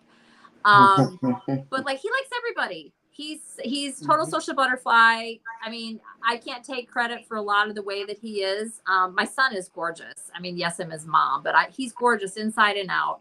And I say I can't take credit for it, but I guess I kind of do some of it, because it was stuff like that. I was like, oh no. And his dad was cool. I mean, we were married for years and all that. But he did one time tell my son, our son, to not cry about something. Oh my God. He shut it down and said, okay, fine, really quickly. But I was I was like putting the gloves on for that one. And it's like, no, you have to let these boys cry and all that kind of stuff because it is important. And it's all this machismo bullshit, masculinity, no. When I think, honestly, I think guys are every bit as sensitive as women. I really do. I think that we're the same. It's just conditioned in how we are supposed to be. And you can still be the hunter and we can still be the gatherer and be on the same level with all that kind of stuff. My son loves beauty. He is a Taurus, but like he loves beauty and he recognizes femininity and he, my son is straight as straight. He has no problem wearing pink. He looks gorgeous in pink. And he like all that kind of stuff. Of course, he did get a Waldorf education. He doesn't buy into any of that crap. None of it. And he has straight friends, gay friends, all different nationalities, cultural, he is so diverse and it's beautiful. And that's what we need to see more of is acceptance and equality and I would put the focus more on that rather than building up like the whole divine feminine and the divine masculine and all that. It's like, why not just make it so that it's just even? And I know it's an uphill battle. It's probably never going to happen even in his lifetime, much less our lifetime. But it's just, you do it where you can. You plant seeds where you can. I just want to share some comments that people have been sharing. Carrie says, I think she's feeling, and we're talking about Moonfox, I think she's feeling the distorted masculine energy, which the society has unfortunately been operating in for decades, for hundreds of years. But it's shifting back to the divine feminine. Yes, operated society. We need this to become unified and unconditionally loving. And she says, yes, men are abused too, and especially behind closed doors in religion. That's a whole topic on its own. Yes. And Jonathan says, I've had lives as both genders and even animals. And let's see. Carrie also said, time isn't real. Things change, yet they never seem to change. Meaning you see the repeat patterns in history over and over again. Slight variations, but yes. And Jay said, yes, Allyson, everyone cries and it's so toxic. Oh my God. And then, not the fact that it just makes them unemotional, but I mean, you can create disease. People that never cry or express their emotion or stay angry. Oh my God. Holding on to anger and toxicity. Yeah. You got to breed cancer. There you go. You and need to let stuff go. And Moonfox says also it's that toxic masculinity that's been placed on here. And Ange says about your son Wyatt, he's a talker. That's shocking. Yeah, he's got 6 Gemini placements. Yeah, he never shuts his mouth. And Carrie says, Taurus, thank God. I joke around he'd fly away if he didn't. And Carrie says, I'm the random person. Wait a minute. I'm the person who random strangers tell me their deepest emotional experiences, desires, and fear. I love that people tell me their stories. I get that too. I've had more confessions given to me. Yeah. Many. And Jay says, because he's not angry from being told to hold any emotions. That's why your son is awesome. Yes. Fatima said, someone told me and my sister Odelia that in a past life we died by hating. That is why we are very close. Wow. Sorry. I just want to catch up with some of these. Carrie says, that's so beautiful, Allyson. It sounds like your son embraces both sides of his soul, masculine and feminine, which is what we all strive for. Exactly. Moon says, emotions are just as valid as thinking and breathing. It's a different kind of learning or processing. Yes. Yes. And Jonathan says, I was allowed to have my emotions and I'm totally sensitive and empathic. Yes, you So are. is he. Yep. And yes, I always have strangers come to me and just open right up. So I think I couldn't get everybody's comments in there because the conversation's been going. But thank you for sharing in chat. I've been trying to put some up as we talk. So thank you. And okay. I was going to say something and I don't remember what it was. Imagine that. I know. I'm sorry, but I just wanted Me to with make my sure that hundreds of points. I just wanted to make sure that I was able to share stuff that people were yeah, absolutely. It was one of the comments that was shown. I was like, oh, well, wait a minute. No, let me back up. It might be hold on a second. It made me think of something. It might have had something to do with Wyatt, but I'm not sure. Wyatt's my son. I think she's feeling. Was it this? I think she's feeling the distorted masculine energy within the society, and has been operating for. Which I agree. So, and we've all played a role in that. Again, it's so crazy. That's what I believe. I think this might be it. Like, yes, men are abused. no, it wasn't that one. No, I know that wasn't that so one. horrifying. It has to do with her son. Okay. Yeah, it might have had something to do with him, but I can't remember. Time isn't real. No. He's a talker. That's shocking. No. Gemini, no. Yeah, Wyatt. Oh, here we go. Because he's not angry from being told to hold any emotions. That's why your son is awesome. No, I don't know what it was. I want to say it was right. It doesn't matter. It was right at the very beginning. But yeah, I was just trying to play catch up as fast as I could. Time flies when you're Who is 2 in hours. here that's learning all the astrology right now? Is it? I think she left. That was Karen. Oh, Karen. I don't think you're still here. I just want to tell her he literally has 6 Gemini placements. Yeah, we started with 20 and we're down to 10. So we have been on for almost 3? No, going on 3 hours. No, it's 8 to 9. by. No, 2 hours. Yeah. 2 hours. I was going to say something though. I'm trying to think what it was. Carrie says, I love the discussions we had and the openness of the chat. I feel like my closest to kind truly reside in this online community. Oh, closest to my kind. Yeah. Yes. And Jonathan says, I'm not sure why I told you that. I've never told anyone that story, but wow, I feel so much better. More times than I can count. Oh, what did he say? He said something about animals being reincarnated. No, he said something else. I was talking allowed about to have my emotions, but I'm totally emotions. sensitive and empathic. Empathetic. Yeah, he is too. That I don't think that's what it was, but he really, really is. And he and yes, admittedly, I'm his mom, so of course I just think he's wonderful, but he really is wonderful. Was it the genders and animals? No. Oh, here we go. I see that, Allyson. Lots of times the demons we fight. This is as far back I can't find any. We formed them in a past life. I think most are. Ooh, let me read that again. I hadn't read this one before, but this is very. I see that, Allyson. Lots of times the demons we fight have been there since we formed them in a past life. Yes, I think most demons are internal and not external.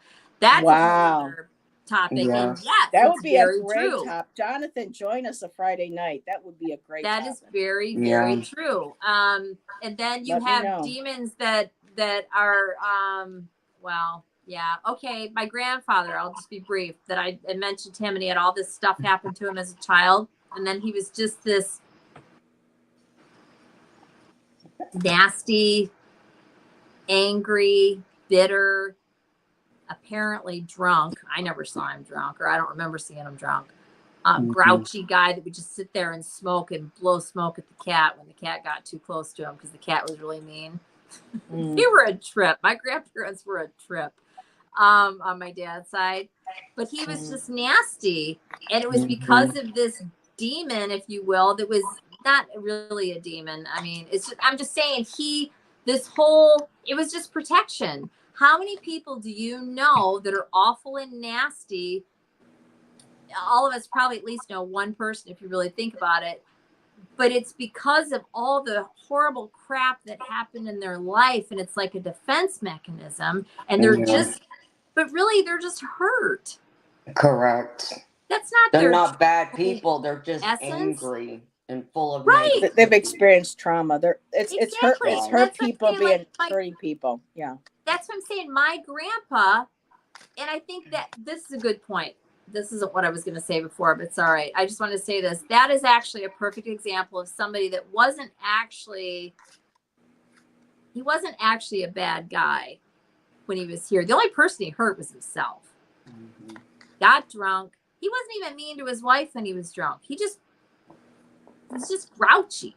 Yeah, he wasn't evil. He was just negative. Yeah, he was trying to drown his sorrows and whatever. Because again, he was a binge drinker. Like he'd be sober, and then he'd be drunk for I don't even know. I don't even know what he actually did. I never really got all the details of what happened.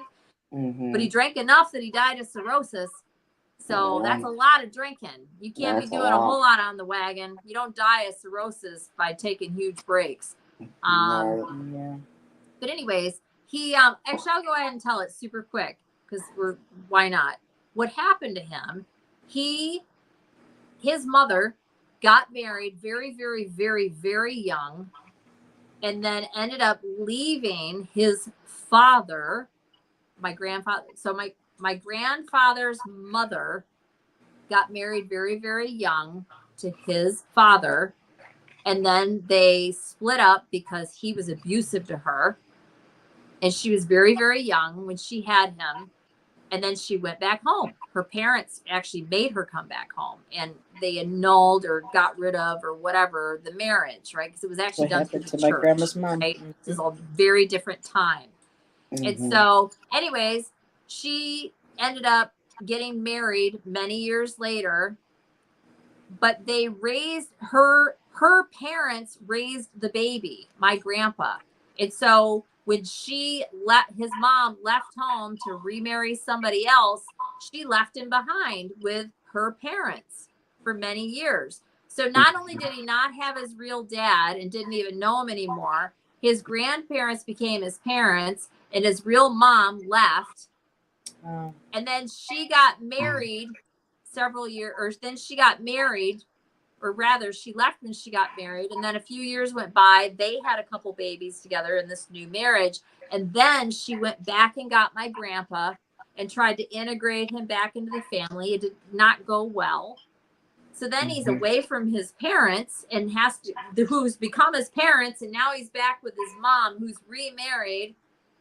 They had a girl and a boy, and the boy was named Junior. You know, and then he got a stick in his eye somewhere in there around age 8. He's blind in one eye. He feels like he's a bastard. He always called himself a bastard, right? He does, and then he gets adopted for the name change. That's a lot. It is. That for is. a kid to go through. And so it was all emotional. Nobody was like beating his ass or anything like that, but he had a lot of really emotional stuff. The kids teased him, I'm sure, right? Kids were relentless back then, man. 100 years ago, the stuff they would tease and say and everything else, and nobody knows about bullying or anything back then. They don't care about any of that. Oh, you're a bastard. I mean, that's probably where you got that from, right? You don't even know your dad, you know, or who knows what. Anyways, and then he wanted to go into the military. He wanted to go into the he wanted to go into the Air Force. They wouldn't take him because of his eye. So he had to go into the Army. And he had several things he wanted to do. They wouldn't let him do any of that because of his eye. These days, he still probably couldn't be a pilot, but these days, doors would be opened, right? It's different now. Anyways, and then he ended up with a drinking problem. And he always had issues with his mom and the whole marriage thing and all that, the stuff that happened to him as a kid. There was a couple other things that happened too, but I've already shared enough details. Anyways, it made him quite the SOB. And he married my grandmother, and then they had my dad. And they only had one kid. He didn't want any kids. And they ended up having a child. And he was not a great dad to my dad at all. And yeah, but anyways, it's and like I said, he was never really mean to anybody. He was just, he was just very deeply emotionally hurt. But again, I love it that he came in and apologized in spirit. Yes. Let's see. I'm looking at here. Carrie was sharing back a little bit about the demons truly of the air, which means mental. This is different. Picking up energetically yet consciously receiving mentally. Satan and Jesus are of the mind, whichever energy one focuses on. And that reminds me of like the Native American story. Is you got the dark, the black wolf. Well, meaning the that dark yes, wolf. he is now, right, because Jesus is not a man anymore. He's in spirit. So she says, I truly believe as you ascend on the spiritual journey, you will traverse through all aspects of light, which you are, which includes the dense hues. It's just series. Let's see. Tom rejoined us. Wow, still going. Yes, Tom.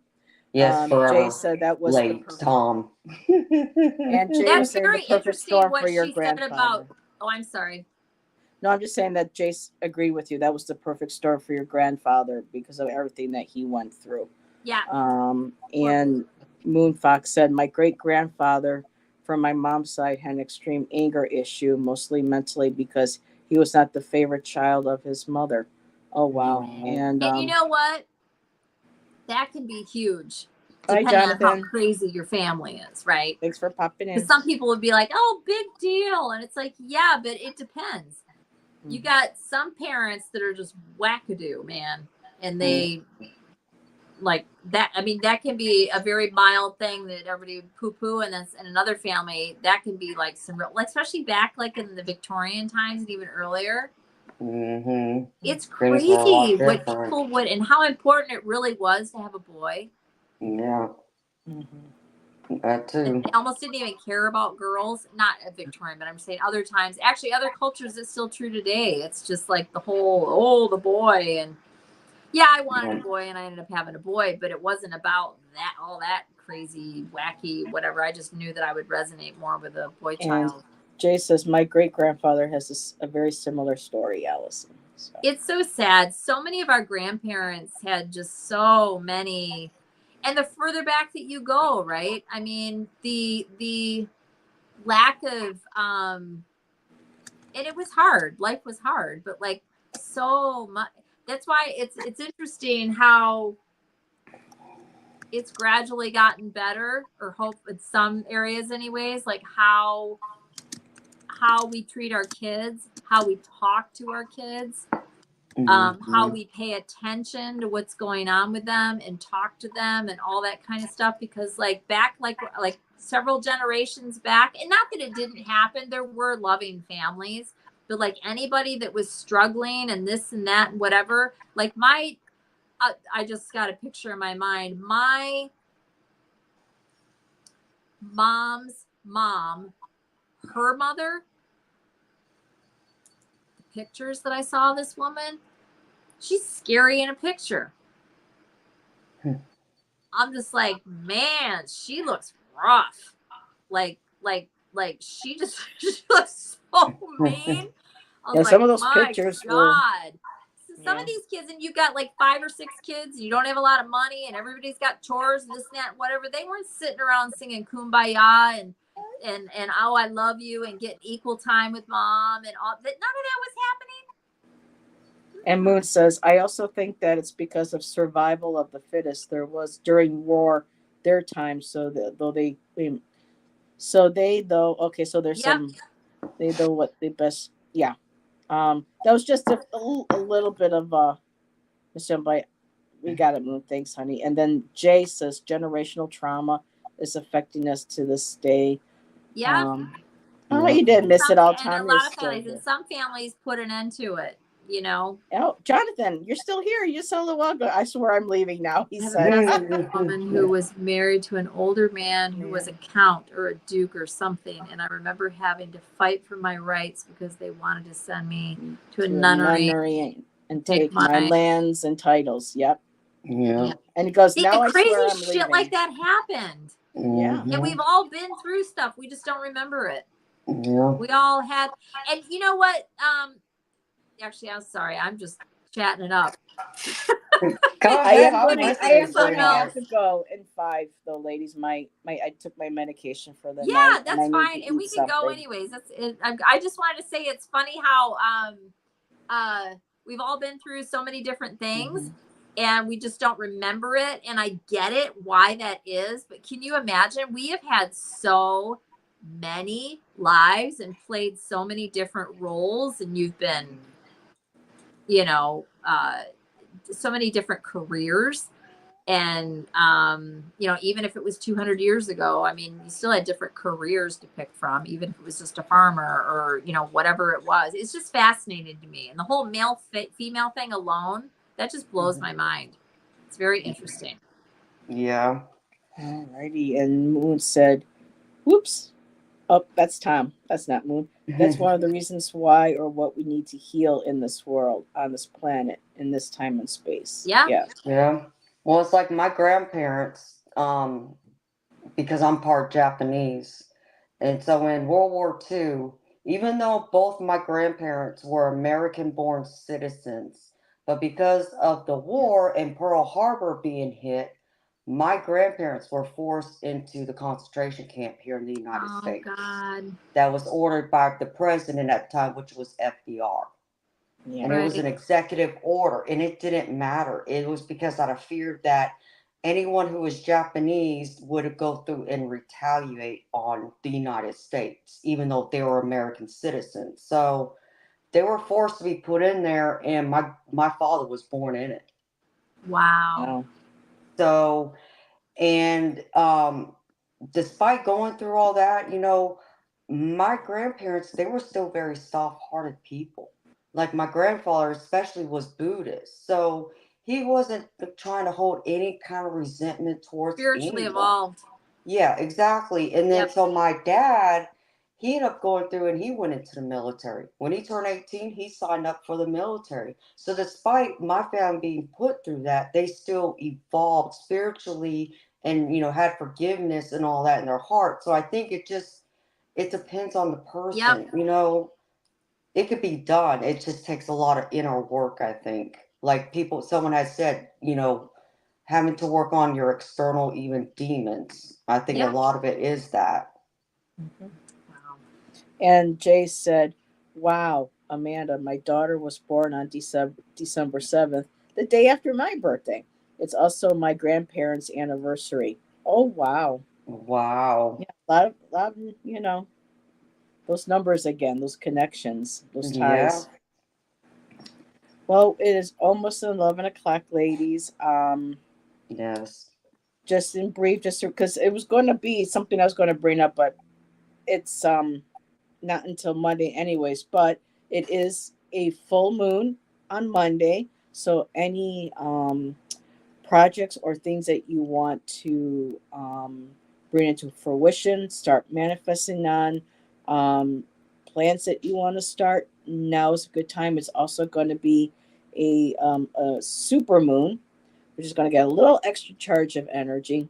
Ooh. And it's going to be a seasonal blue moon, which means apparently I didn't know there was a difference between blue moons and seasonal blue moons. And the seasonal is having to do with a certain amount of like an extra full moon in within a consecutive 4 months or something. It was a little confusing. Karen's not here, so she would have been able to explain it a little bit better. But with all that different energy, now is a good time to start manifesting that, and to start putting into, you know, putting that out there into the universe, projects, goals, things that you want to really start focusing on and bringing into fruition. Manifestation. Yep. And it's a great time to let go of stuff, a full moon. Yep. And My there's a lot advice is more, if there's something you want to go through and release, write it down. And then mantras. on the night of full moon, burn it until it releases into the universe. That's what I do. Yep. And it helps. And they said here too, because I was writing notes before the show. While we are anxious to move forward we're still focusing on the past. So, paying attention to, us being anxious and worrying about moving forward and doing things, but to be able to let go and to move forward, and to do that, we also have to let go of the past and start working on moving forward with that too. I'm sorry, I'm slurring a little bit. My It's all right. We're done. So Yeah. yeah, that'll be the little bit that I'll share with that, with the because I love the moons. So I do too. I'm gonna make sure I take a picture Monday night and share it. Yep, and it's Yeah, a sturgeon moon, corn moon as well. So, alrighty. So, well, I got to go. I have work tomorrow. So thank you so much for your help in chatting. I absolutely love it. Good night, everyone. See you next time. Yes, everybody, have a great rest of your night. Have a great weekend, and we'll see you in one of other shows or in chat. So, good night, everybody. Bye, everybody. Bye.